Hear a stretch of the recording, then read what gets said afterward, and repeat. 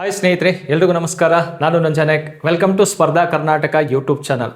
ಸ್ನೇಹಿತರೆ, ರೀಸೆಂಟಾಗಿ ನಡೆದಿರುವಂಥದ್ದು 2/8/2026ರಲ್ಲಿ ಏನು ಸಿವಿಲ್ ಪೊಲೀಸ್ ಕಾನ್ಸ್ಟೇಬಲ್ ಎಕ್ಸಾಮ್ ನಡೀತಲ್ಲ, ಅಲ್ಲಿ HK ಮತ್ತು ನಾನ್ HK ಎರಡು ಕೂಡ ಎಕ್ಸಾಮ್ ಪೇಪರನ್ನು ಇಟ್ಕೊಂಡು ಇವತ್ತು ನಾವು ಈ ಜಿಯೋಗ್ರಫಿ ವಿಷಯದ ಮೇಲೆ ಯಾವ ರೀತಿ ಕ್ವಶನ್ಸನ್ನು ಕೇಳಿದ್ದಾನೆ, ಆ ಪ್ರಶ್ನೆಗಳಿಗೆ ಸರಿಯಾದಂಥ ಉತ್ತರ ಯಾವುದು ಅನ್ನುವುದರ ಬಗ್ಗೆ ಚರ್ಚೆ ಮಾಡ್ತಾ ಹೋಗೋಣ. ನೋಡಿ, ಈ ಜಿಯೋಗ್ರಫಿ ವಿಷಯ ಅನ್ನುವಂಥದ್ದು ಆಲ್ಮೋಸ್ಟ್ ಎಲ್ಲ ಕಾಂಪಿಟೇಟಿವ್ ಎಕ್ಸಾಮಲ್ಲಿ ಕೇಳುವಂತಹ ಪ್ರಶ್ನೆಗಳಾಗಿರ್ತವೆ. ಈಗ ಏನು ಸಿವಿಲ್ ಪೊಲೀಸ್ ಕಾನ್ಸ್ಟೇಬಲ್ ಎಕ್ಸಾಮಲ್ಲಿ ಕೇಳಿರುವಂಥ ಪ್ರಶ್ನೆಗಳಿದಾವಲ್ಲ, ಸೊ ಮುಂದಿನ ದಿನಗಳಲ್ಲಿ ನಿಮಗೆ ಅದು VAO ಎಕ್ಸಾಮ್ ಆಗಿರ್ಬೋದು, ಲ್ಯಾಂಡ್ ಸರ್ವೇರ್, ಹಾಗೆ KS ಮತ್ತು CR ಮತ್ತು DR ಎಕ್ಸಾಮು ಕೂಡ ಇರುವಂಥದ್ದು. ಹಾಗಾದರೆ ಆ ಎಕ್ಸಾಮಲ್ಲೂ ಕೂಡ ಈ ಪ್ರಶ್ನೆಗಳು ನಿಮಗೆ ಯೂಸ್ ಆಗುತ್ತೆ. ಇದರ ಸಂಪೂರ್ಣವಾದಂತಹ ಒಂದು ಬ್ಯಾಕ್ಗ್ರೌಂಡನ್ನು ಇಟ್ಕೊಂಡು ಇವತ್ತು ಆ ಪ್ರಶ್ನೆಗಳನ್ನು ನಾನು ಅನಾಲಿಸಿಸ್ ಮಾಡ್ತಾ ಹೋಗ್ತೀನಿ. ಸ್ನೇಹಿತರೆ, ಅದಕ್ಕಿಂತ ಮುಂಚಿತವಾಗಿ ಸ್ಪರ್ಧಾ ಕರ್ನಾಟಕ ಅಕಾಡೆಮಿ ಯೂಟ್ಯೂಬ್ ಚಾನಲ್ಗೆ ಸಬ್ಸ್ಕ್ರೈಬ್ ಆಗಿ ಪ್ರತಿದಿನವೂ ಕೂಡ ವಿಡಿಯೋಸನ್ನು ಅಪ್ಲೋಡ್ ಮಾಡ್ತೀವಿ, ವಾಚ್ ಮಾಡಿ. ಹಾಗೆ ಸ್ಪರ್ಧಾ ಕರ್ನಾಟಕ ಅಕಾಡೆಮಿಯ ವತಿಯಿಂದ ನಾವು ಈ ಆನ್ಲೈನ್ ಕೋರ್ಸನ್ನು ಲಾಂಚ್ ಮಾಡಿದ್ದೀವಿ. ನಿಮಗೆ ಆನ್ಲೈನ್ ಕೋರ್ಸ್ ಅನ್ನುವಂಥದ್ದು ಯಾವ್ಯಾವುದಕ್ಕಿದಾವೆ ಅಂತ ಕೇಳಿದಾಗ, ನೋಡಿ ಸ್ನೇಹಿತರೆ, HSTRಗೆ ಸಂಬಂಧಪಟ್ಟಂತೆ ಸೋಷಿಯಲ್ ಸೈನ್ಸ್ ಮತ್ತು PM ಮೆಥಡ್ ಸಿಗುತ್ತೆ. ಅದರ ಜೊತೆಗೆ GPSTRಗೆ ಸಂಬಂಧಪಟ್ಟಂತೆ ನಿಮಗೆ ಮ್ಯಾಥಮೆಟಿಕಲ್ ಸೈನ್ಸ್ ಮತ್ತು ಸೋಷಿಯಲ್ ಸೈನ್ಸ್ ಸಿಗುತ್ತೆ. ಹಾಗೆ PSTR ಅನ್ನು ಕೂಡ ನೀವು ಪಡ್ಕೋಬಹುದು. ಅದರ ಜೊತೆಗೆ ಸ್ನೇಹಿತರೆ, ಪೊಲೀಸ್ ಕಾನ್ಸ್ಟೇಬಲ್ಲು ಮತ್ತು VAO ಹಾಗೆ KS ಎಕ್ಸಾಮ್ ಇಂದು ಕೂಡ ನೀವು ಆನ್ಲೈನ್ ಮೂಲಕ ಕೋರ್ಸನ್ನು ಪರ್ಚೇಸ್ ಮಾಡ್ಕೋಬಹುದು. ಪ್ಲೇಸ್ಟೋರಲ್ಲಿ ಸ್ಪರ್ಧಾ ಕರ್ನಾಟಕ ಅಂಥೇಳಿ ಮೊಬೈಲ್ ಆ್ಯಪನ್ನು ಡೌನ್ಲೋಡ್ ಮಾಡ್ಕೊಳ್ಳಿ. ಸೊ ಅಲ್ಲಿ ನಿಮಗೆ ಯಾವ ಕೋರ್ಸ್ ಬೇಕೋ ಆ ಕೋರ್ಸ್ ಮೇಲೆ ಕ್ಲಿಕ್ ಮಾಡಿದರೆ ಪೇಮೆಂಟ್ ಕೇಳುತ್ತೆ. ಸೊ ಪೇಮೆಂಟ್ ಮಾಡಿದರೆ ನಿಮಗೆ ಕಂಪ್ಲೀಟ್ ಆಗಿರುವಂತಹ ವಿಡಿಯೋಸ್ ಚಾಪ್ಟರ್ ವೈಸಲ್ಲಿ ಸಿಗುತ್ತೆ. ಅದರ ಜೊತೆಗೆ PDF ನೋಟ್ಸು ಹಾಗೆ ಟೆಸ್ಟ್ ಸೀರೀಸು ಕೂಡ ನಿಮಗೆ ಸಿಗುತ್ತೆ. ಇದು ನಮ್ಮ ಅಕಾಡೆಮಿಯಿಂದ ಸೊ ನಿಮಗಾಗಿ ಮಾಡಿರುವಂತಹ ಒಂದು ಆನ್ಲೈನ್ ಕೋರ್ಸ್ ಆಗಿರುತ್ತೆ. ಯಾಕಂದರೆ ಭಾಳಷ್ಟು ಮಂದಿಗೆ ಈ ಆಫ್ಲೈನ್ ಕೋರ್ಸಿಗೆ ಬರೋಕ್ಕಾಗಲ್ಲ, ಅವರಿಗಾಗಿ ಈ ಆನ್ಲೈನ್ ಕೋರ್ಸನ್ನು ಕೂಡ ನಾವು ಲಾಂಚ್ ಮಾಡಿರುವಂಥದ್ದು. ಸ್ನೇಹಿತರೆ, ನಾವು ಈ ಪ್ರಶ್ನೆಗಳು ಹೇಗೆ ಬಂದಾವೆ, ಅದಕ್ಕೆ ಯಾವ ರೀತಿ ಉತ್ತರ ಸರಿಯಾಗಿದೆ ಅನ್ನೋದ್ರ ಬಗ್ಗೆ ತಿಳ್ಕೊಳ್ಳೋದ್ರ ಜೊತೆಗೆ ಮುಂದಿನ ಎಕ್ಸಾಮ್ಸಲ್ಲೂ ಕೂಡ ಈ ಪ್ರಶ್ನೆಗಳು ನಮಗೆ ಯೂಸ್ ಆಗುತ್ತೆ. ಯಾಕಂದರೆ ಸಬ್ಜೆಕ್ಟ್ ಅನ್ನೋವಂಥದ್ದು ಯಾವಾಗಲೂ ಚೇಂಜ್ ಆಗಲ್ಲ. ನೀವು KS ಎಕ್ಸಾಮ್ ಬರೀರಿ, UPSC ಎಕ್ಸಾಮ್ ಬರೀರಿ ಅಥವಾ PC ಎಕ್ಸಾಮ್, ಯಾವುದೇ ಕಾಂಪಿಟೇಟಿವ್ ಎಕ್ಸಾಮನ್ನು ತೆಗೆದುಕೊಳ್ಳಿ, ಸಬ್ಜೆಕ್ಟ್ ಒಂದೇ ಆಗಿರುತ್ತೆ. ಬಟ್ ಕ್ವಶನ್ ಕೇಳುವಂತಹ ಮೆಥಡ್ ಚೇಂಜ್ ಆಗ್ಬೋದು. ಹಾಗಾದರೆ ಇವತ್ತೇನು ನಿಮಗೆ HK ಮತ್ತು ನಾನ್ HK ಎರಡರಲ್ಲೂ ಕೂಡ ಈ ಕ್ವಶನ್ಸ್ಗಳನ್ನು ರೈಸ್ ಮಾಡಿದ್ದಾನೆ. ತುಂಬ ಇಂಪಾರ್ಟೆಂಟ್ ಆಗಿರುವಂತಹ ಒಂದು ಟಾಪಿಕ್ ಮೇಲೂ ಕೂಡ ಕ್ವಶನ್ ರೈಸ್ ಮಾಡಿರುವಂಥದ್ದು. ಇದರಲ್ಲಿ ಇಂಡಿಯನ್ ಜಿಯೋಗ್ರಫಿ ರಿಲೇಟೆಡ್ ಕ್ವಶನ್ಸ್ಗಳಿದ್ದಾವೆ, ಕರ್ನಾಟಕ ಜಿಯೋಗ್ರಫಿ, ಹಾಗೆ ವರ್ಲ್ಡ್ ಜಿಯೋಗ್ರಫಿ ಮತ್ತು ಫಿಸಿಕಲ್ ಜಿಯೋಗ್ರಫಿ, 4ರ ಮೇಲೂ ಕೂಡ ಪ್ರಶ್ನೆಗಳನ್ನು ಕೇಳ್ತಾ ಬಂದಿರುವಂಥದ್ದು. ಹಾಗಾದರೆ ಯಾವ್ಯಾವ ಕಾನ್ಸೆಪ್ಟನ್ನು ಇಟ್ಕೊಂಡು ಇಂಡಿಯಾ ಫಿಸಿಕಲ್ ವರ್ಲ್ಡ್ ಮೇಲೆ ಪ್ರಶ್ನೆ ಮಾಡಿದ ಅನ್ನೋದನ್ನು ಕೂಡ ನಿಮಗೆ ಕ್ಲಿಯರ್ ಮಾಡ್ತಾ ಹೋಗ್ತೀನಿ. ನೆಕ್ಸ್ಟ್ ಯಾವ ರೀತಿ ನಾವು ಅದನ್ನು ಅರ್ಥ ಮಾಡಿಕೊಂಡು ಸ್ಟಡಿ ಮಾಡಬೇಕು, ಯಾವ ರೀತಿ ಡೀಪ್ ಲೆವೆಲಲ್ಲಿ ಕ್ವಶನ್ಸ್ ಹೋಗಿದ್ದಾವೆ, ಹಾಗೆ ಡೈರೆಕ್ಟ್ ಕ್ವಶನ್ಸ್ಗಳು ಹೇಗಿದ್ದಾವೆ ಅನ್ನುವಂತಹ ಎಲ್ಲ ವಿಷಯವನ್ನು ಕುರಿತು ಇವತ್ತು ಚರ್ಚೆ ಮಾಡ್ತಾ ಹೋಗೋಣ. ಹಾಗಾದರೆ ಸ್ನೇಹಿತರೆ, ಮೊದಲನೇ ಪ್ರಶ್ನೆಗೆ ಹೋಗೋದಾದರೆ ನೋಡಿ, ಪಟ್ಟಿ 1ರ ದಿನಾಚರಣೆಗಳನ್ನು ಪಟ್ಟಿ 2ರಲ್ಲಿ ಕೊಟ್ಟಿರುವಂತಹ ದಿನಾಂಕಗಳೊಂದಿಗೆ ಹೊಂದಿಸಿ ಸರಿ ಉತ್ತರವನ್ನು ಆಯ್ಕೆ ಮಾಡಿ ಅಂತ ಇದೆ. ಈಗ ಪಟ್ಟಿ 1ರಲ್ಲಿ ದಿನಾಚರಣೆಗಳನ್ನು ಕೊಟ್ಟಿರುವಂಥದ್ದು, ಹಾಗೆ ಪಟ್ಟಿ 2ರಲ್ಲಿ ದಿನಾಂಕವನ್ನು ಕೊಟ್ಟಿದ್ದಾನೆ. ಯಾವ ದಿನಾಂಕದಂದು ಯಾವ ದಿನಾಚರಣೆಯನ್ನು ಮಾಡ್ತೀವಿ ಅನ್ನೋದ್ರ ಬಗ್ಗೆ ನಾವಿಲ್ಲಿ ತಿಳ್ಕೊಬೇಕಾಗತ್ತೆ. ನೋಡಿ ಸ್ನೇಹಿತರೆ, ಫಸ್ಟ್ ಆಪ್ಷನಲ್ಲಿದೆ ಭೂಮಿಯ ದಿನ ಅಂತ ಕರಿತೀವಿ, ವರ್ಲ್ಡ್ ಅರ್ತ್ ಡೇ ಅಂತೇಳಿ. ಹಾಗಾದರೆ ಭೂ ದಿನವನ್ನು ಯಾವ ದಿನ ಆಚರಣೆ ಮಾಡ್ತೀವಪ್ಪ ಅಂದರೆ ನೋಡಿ, ಏಪ್ರಿಲ್ 22ರಂದು ಭೂ ದಿನವನ್ನು ಆಚರಣೆ ಮಾಡೋದು. ಆಲ್ರೆಡಿ ಈ ಉತ್ತರ ನಿಮಗೆ ಸಿಕ್ಕಿದೆ, ಆದರೆ ಸರಿಯಾದಂಥ ಉತ್ತರ ಯಾವ ರೀತಿ ಅನ್ನೋದ್ರ ಬಗ್ಗೆ ನಾವು ಇವತ್ತು ಚರ್ಚೆ ಮಾಡ್ತಾ ಹೋಗೋಣ. ನೋಡಿ, ಭೂ ದಿನ ಅನ್ನುವಂಥದ್ದು ಯಾವಾಗ ಕಂಡುಬರುತ್ತೆ ಅಂದರೆ ಏಪ್ರಿಲ್ 22ನೇ ತಾರೀಕನ್ನು ಭೂ ದಿನ ಅಂತೇಳಿ ಆಚರಣೆ ಮಾಡುವಂಥದ್ದು. ಸೊ ಯಾವ ವರ್ಷದಿಂದ ಅಂತ ಕೇಳಿದರೆ 1970ರಿಂದ ಈ ಭೂ ದಿನವನ್ನು ಆಚರಣೆ ಮಾಡ್ತಾ ಇರೋದು. ನೋಡಿ, ಭೂಮಿ ಅನ್ನುವಂಥದ್ದು ಗ್ರಹಗಳಲ್ಲಿ ಜೀವಿ ಇರುವಂತಹ ಏಕೈಕ ಗ್ರಹ ಅಥವಾ ಜೀವಂತ ಗ್ರಹವಾಗಿರುತ್ತೆ. ಆ ಭೂಮಿಯ ಮೇಲೆ ಪ್ರಕೃತಿ ಆಗಿರ್ಬೋದು, ಅದರ ಒಂದು ವೈಶಿಷ್ಟ್ಯವಾಗಿರ್ಬೋದು, ಅದನ್ನು ರಕ್ಷಣೆ ಮಾಡುವಂಥದ್ದು, ಅದನ್ನು ಮಾಲಿನ್ಯಪಡಿಸದೇ ರೀತಿಯಲ್ಲಿ ನೋಡ್ಕೋಬೇಕಾಗಿರುವಂತಹದ್ದು ಮನುಷ್ಯನ ಕರ್ತವ್ಯವಾಗಿರುತ್ತೆ. ಆ ಒಂದು ಉದ್ದೇಶವನ್ನು ಇಟ್ಕೊಂಡು ಯಾವ ದಿನವನ್ನು ಆಚರಣೆ ಮಾಡ್ತೀವಪ್ಪ ಅಂದರೆ ವಿಶ್ವ ಭೂ ದಿನ ಅಂಥೇಳಿ ಯಾವ ದಿನವನ್ನು ಆಚರಣೆ ಮಾಡೋದು, ಏಪ್ರಿಲ್ 22ನೇ ತಾರೀಕನ್ನು ಆಚರಣೆ ಮಾಡ್ತೀವಿ. ಯಾವ ವರ್ಷದಿಂದ ಅಂತ ಕೇಳಿದರೆ 1970ರಿಂದ ಇದನ್ನು ಆಚರಣೆ ಮಾಡುವಂಥದ್ದು. ನೆಕ್ಸ್ಟ್ ಎರಡನೇ ನೋಡಿ, ವಿಶ್ವ ಓಝೋನ್ ದಿನ ಅಂತ ಕಂಡುಬರುತ್ತೆ. ಹಾಗಾದರೆ ವಿಶ್ವ ಓಝೋನ್ ದಿನವನ್ನು ಯಾವ ದಿನ ಆಚರಣೆ ಮಾಡ್ತೀವಪ್ಪ ಅಂದರೆ ಸೆಪ್ಟೆಂಬರ್ 16ರಂದು ಆಚರಣೆ ಮಾಡೋದು. ಹಾಗಾದರೆ ಈ ವರ್ಲ್ಡ್ ಓಝೋನ್ ಡೇ ಏನಿದು? ಈಗ ನೋಡಿ, ವಿಶ್ವ ಓಝೋನ್ ದಿನ ಆಚರಣೆ ಮಾಡ್ತಾ ಇದ್ವು ಅಂದರೆ ಭೂಮಿಯನ್ನು ರಕ್ಷಣೆ ಮಾಡುವಂತಹ ಒಂದು ಲೇಯರ್ ಕಂಡುಬರುತ್ತೆ, ಒಂದು ಪದರ ಕಂಡುಬರುತ್ತೆ. ಆ ಪದರವೇ ಈ ಓಝೋನ್ ಲೇಯರ್ ಆಗಿರುತ್ತೆ. ಈ ಓಝೋನ್ ಲೇಯರ್ ಅನ್ನುವಂಥದ್ದು ಯಾವ ಒಂದು ಪದರದಲ್ಲಿ ಕಂಡುಬರುತ್ತೆ ಅಂತ ನೋಡಿದಾಗ ಸ್ಟ್ರಾಟೋಸ್ಫಿಯರಲ್ಲಿ, ಸಮೋಷ್ಣ ಮಂಡಲದಲ್ಲಿ ಕಂಡುಬರುತ್ತೆ. ವಾಯುಮಂಡಲದ 5 ಪದರಗಳಲ್ಲಿ ಸಮೋಷ್ಣ ಮಂಡಲದಲ್ಲಿರುವಂಥದ್ದೇ ಈ ಓಝೋನ್ ಲೇಯರ್. ಹಾಗಾದರೆ ಈ ಓಝೋನ್ ಲೇಯರನ್ನು ಭೂಮಿಯ ಕೊಡೆ ಅಂತಲೂ ಕೂಡ ಕರಿತೀವಿ, ಜೀವ ರಕ್ಷಕ ಅನಿಲ ಲೈಫ್ ಲೈನ್ ಗ್ಯಾಸ್ ಅಂತಲೂ ಕೂಡ ಕರೆಯೋದು. ಯಾಕಂದರೆ ಸೂರ್ಯನಿಂದ ಬರುವಂತಹ ನೇರಳಾತೀತ ಕಿರಣಗಳನ್ನು ತಡೆದು ಭೂಮಿಯನ್ನು ರಕ್ಷಣೆ ಮಾಡುವಂತಹ ಕೆಲಸ ಯಾವ್ದು ಮಾಡುತ್ತಪ್ಪ ಅಂದರೆ ಈ ಓಝೋನ್ ಮಾಡುವಂಥದ್ದು. ಈಗ ಓಝೋನ್ ಅನ್ನುವಂಥದ್ದು CFC ಗ್ಯಾಸ್, ಕ್ಲೋರೋಫ್ಲೋರೋಕಾರ್ಬನ್ ಅನಿಲದಿಂದಾಗಿ ಆ ಒಂದು ಓಝೋನ್ ಪದರ ಏನಾಗ್ತಾ ಇದೆಪ್ಪ ಅಂದರೆ ಹಾಳಾಗ್ತಾ ಇದೆ. ಸೊ ಹೋಲ್ ಆಗ್ತಾ ಇರೋದನ್ನು ನೋಡ್ತೀವಿ. ಹಾಗಾಗಿ ಅದನ್ನು ರಕ್ಷಣೆ ಮಾಡುವಂತಹ ಉದ್ದೇಶದಿಂದ ವರ್ಲ್ಡ್ ಓಝೋನ್ ಡೇ ಅಂತೇಳಿ ಯಾವಾಗ ಆಚರಣೆ ಮಾಡ್ತೀವಿ? ಸೆಪ್ಟೆಂಬರ್ 16 ಆಚರಣೆ ಮಾಡುವಂಥದ್ದು. ಇದಕ್ಕೆ ರಿಲೇಟೆಡ್ ಆಗಿ ಒಂದು ಪ್ರೋಟೋಕಾಲನ್ನು ಮಾಡ್ಕೊಳ್ತೀವಿ, ಒಂದು ನಡವಳಿಯನ್ನು ಮಂಡನೆ ಮಾಡ್ಕೊಳ್ತೀವಿ. ಯಾವುದು ಅಂತ ಕೇಳಿದರೆ, ನೋಡಿ, ಓಝೋನ್ ರಿಲೇಟೆಡ್ ಆಗಿರುವಂತಹ ಪ್ರೋಟೋಕಾಲ್ ಯಾವುದು ಅಂತ ಕೇಳಿದರೆ ಮ್ಯಾಂಟ್ರಿಯಲ್ ಪ್ರೋಟೋಕಾಲ್ ಅಂತ ಹೇಳಿ. ಹಾಗಾದರೆ ಮ್ಯಾಂಟ್ರಿಯಲ್ ಪ್ರೋಟೋಕಾಲ್ ಎನ್ನುವಂಥದ್ದು ಯಾವುದಕ್ಕೆ ಸಂಬಂಧಪಟ್ಟಿದೆಪ್ಪ ಅಂದರೆ ಓಝೋನಿಗೆ ಸಂಬಂಧಪಟ್ಟಿರುವಂಥದ್ದು. ಅದರ ಬಗ್ಗೆ ನಮಗೆ ಹಾಗಾಗಿ ಓಝೋನ್ ಬಗ್ಗೆ ಮಾಹಿತಿ ನಾವು ತಿಳ್ಕೊಂಡಿರಬೇಕಾಗತ್ತೆ. ನೆಕ್ಸ್ಟ್ ನೋಡಿ, ರಾಷ್ಟ್ರೀಯ ಮಾಲಿನ್ಯ ತಡೆಗಟ್ಟುವ ದಿನ ಅಂಥೇಳಿ ಯಾವ ದಿನವನ್ನು ಆಚರಣೆ ಮಾಡ್ತೀವಪ್ಪ ಅಂದರೆ ನೋಡಿ ಡಿಸೆಂಬರ್ 2 ಆಚರಣೆ ಮಾಡುವಂಥದ್ದು. ಯಾಕೆ ಅಂತ ಕೇಳಿದರೆ ನೋಡಿ, ಮಧ್ಯಪ್ರದೇಶ ಭೋಪಾಲ್ ದುರಂತ ಅಂತಾನೆ ಕೇಳಿದ್ರಿ, ಭೋಪಾಲ್ ಅನಿಲ ದುರಂತ ಅಂತ ಕೇಳಿದರೆ ಆ ಭೋಪಾಲ್ ಅನಿಲ ದುರಂತ ಆಗಿದ್ದು ಯಾವ ವರ್ಷ ಅಂತ ಕೇಳಿದರೆ 1984ರಲ್ಲಿ. ಆ ದುರಂತದಿಂದಾಗಿ ಹಲವಾರು ಹಾನಿ ಆಗಿರೋದನ್ನು ನಾವು ನೋಡ್ತೀವಿ. ಹಾಗಾಗಿ ಆ ಒಂದು ದಿನವನ್ನು ಏನಂತ ಕರಿತೀವಿ? ರಾಷ್ಟ್ರೀಯ ಮಾಲಿನ್ಯ ತಡೆಗಟ್ಟುವಂತಹ ದಿನ ಅಂತ ಹೇಳಿ ಕರೆಯೋದು. ಹಾಗಾಗಿ ಇದಕ್ಕೆ ಸರಿಯಾದಂಥ ಉತ್ತರ ಯಾವುದು? 1ನೇದು ರೈಟ್ ಆನ್ಸರ್ ಆಗಿರುತ್ತೆ. ನೆಕ್ಸ್ಟ್ ನೋಡಿ, ವಿಶ್ವ ಜನಸಂಖ್ಯಾ ದಿನ ಅಂಥೇಳಿ ಯಾವ ದಿನವನ್ನು ಆಚರಣೆ ಮಾಡ್ತೀವಪ್ಪ ಅಂದರೆ ನೋಡಿ ಜುಲೈ 11 ಆಚರಣೆ ಮಾಡೋದು. ಆ ಜುಲೈ 11ರಂದು ವಿಶ್ವ ಜನಸಂಖ್ಯಾ ದಿನ ಅಂಥೇಳಿ ಆಚರಣೆ ಮಾಡ್ತೀವಲ್ಲ, ವರ್ಲ್ಡ್ ಪಾಪ್ಯುಲೇಷನ್ ಡೇ ಅಂತೇಳಿ ಯಾವ ವರ್ಷದಿಂದ ಅಂತ ಕೇಳಿದರೆ 1989ರಿಂದ 1989ನಿಂದ ಇದನ್ನು ಸೆಲೆಬ್ರೇಷನ್ ಮಾಡ್ತಾ ಇರುವಂಥದ್ದು. ಯಾಕಂದರೆ ನೋಡಿ, ಜನಸಂಖ್ಯೆಯ ಬಗ್ಗೆ ಅರಿವನ್ನು ಮೂಡಿಸುವಂಥದ್ದು, ಕುಟುಂಬ ಯೋಜನೆಯ ಬಗ್ಗೆ ಅರಿವನ್ನು ಮೂಡಿಸುವಂಥ ಉದ್ದೇಶದಿಂದ ವಿಶ್ವ ಜನಸಂಖ್ಯಾ ದಿನ, ಪಾಪ್ಯುಲೇಷನ್ ಜಾಸ್ತಿ ಆದರೆ ಏನೆಲ್ಲ ಪ್ರಾಬ್ಲಮ್ಸ್ಗಳು ಆಗ್ತವೆ ಅದರ ಬಗ್ಗೆ ಜನರಲ್ಲಿ ಅರಿವನ್ನು ಮೂಡಿಸುವಂಥದ್ದು, ಕುಟುಂಬ ಯೋಜನೆಯಿಂದ ಏನೆಲ್ಲ ಲಾಭವಾಗುತ್ತೆ ಅದರ ಬಗ್ಗೆನೂ ಕೂಡ ತಿಳುವಳಿಕೆ ಮೂಡಿಸುವಂತಹ ಉದ್ದೇಶವನ್ನು ಹೊಂದಿರುವಂಥದ್ದೇ ಇದು ವಿಶ್ವ ಜನಸಂಖ್ಯಾ ದಿನದ ಉದ್ದೇಶವಾಗಿರುತ್ತೆ. ನೋಡಿ, ಇದಕ್ಕೆ ಸರಿಯಾದಂಥ ಉತ್ತರಗಳು ಅಲ್ಲೇ ಯಾವುದು ಅಂತ ಗೊತ್ತಾಯಿತು, ಮತ್ತು ಯಾವ್ಯಾವ ವರ್ಷದಲ್ಲಿ ಅವು ಜಾರಿಗೆ ಬಂತು ಅನ್ನೋದನ್ನು ಕೂಡ ನಾವಿಲ್ಲಿ ತಿಳ್ಕೊಂಡಂಗಾಗತ್ತೆ. ಇಲ್ಲೂ ಕೂಡ ಆಪ್ಷನಲ್ಲಿ ನಿಮಗೆ ಆನ್ಸರ್ ಸಿಗತ್ತೆ.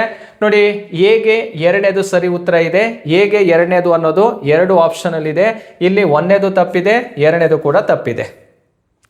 ಆದರೆ 4ನೇದ್ರಲ್ಲೂ ಕೂಡ ಹೇಗೆ 2 ಅಂತ ಇದೆ. ನೆಕ್ಸ್ಟ್ ಬಿಗೆ ಯಾವುದು ಸರಿಯಾಗಿದೆ ಅಂತ ನೋಡಿದಾಗ 4ನೇದು ಸರಿಯಾಗಿದೆ. ಬಿಗೆ 4 ಅನ್ನುವಂಥದ್ದು ಯಾವ ಆಪ್ಷನಲ್ಲಿ ಇದೆಯಪ್ಪ ಅಂದರೆ 3ನೇ ಆಪ್ಷನಲ್ಲಿದೆ. ಸಿಗೆ 1ನೇದು ಸರಿಯಾಗಿದೆ, ಇಲ್ಲಿ ಸಿಗೆ 1 ಇದೆ. ಹಾಗೆ ಡಿಗೆ ಯಾವ್ದು ಸರಿ ಇದೆ ನೋಡಿ, 3ನೇದು ಸರಿಯಾಗಿದೆ. ಹಾಗಾಗಿ ಇದಕ್ಕೆ ರೈಟ್ ಆನ್ಸರ್ ಯಾವುದಪ್ಪ ಅಂದರೆ 3ನೇದು ಸರಿಯಾದಂತಹ ಉತ್ತರವಾಗಿರುತ್ತೆ. ನೋಡಿ, ಈ ಒಂದು ಪ್ರಶ್ನೆಗೆ ನಾವು ಸರಿಯಾದಂತಹ ಉತ್ತರ ಯಾವುದನ್ನೋದು ನಮಗೆ ಗೊತ್ತಾಯಿತು. ನೆಕ್ಸ್ಟ್ ಮುಂದಿನ ಎಕ್ಸಾಮ್ಸಲ್ಲಿ ಸಿಂಗಲ್ ಆಗು ಕೂಡ ಕೇಳ್ಬೋದು, ಅಥವಾ ಓಝೋನ್ ಪದರ ಯಾವ ಲೇಯರಲ್ಲಿದೆ ಅಂತ ಕೇಳ್ಬೋದು, ಅಥವಾ ರಾಷ್ಟ್ರೀಯ ಮಾಲಿನ್ಯ ತಡೆಗಟ್ಟುವ ದಿನವನ್ನು ಯಾವ ವರ್ಷದಿಂದ ಆಚರಣೆ ಮಾಡ್ತಾ ಇದೀವಿ ಅಂತಾನೂ ಕೂಡ ಕೇಳ್ಬೋದು.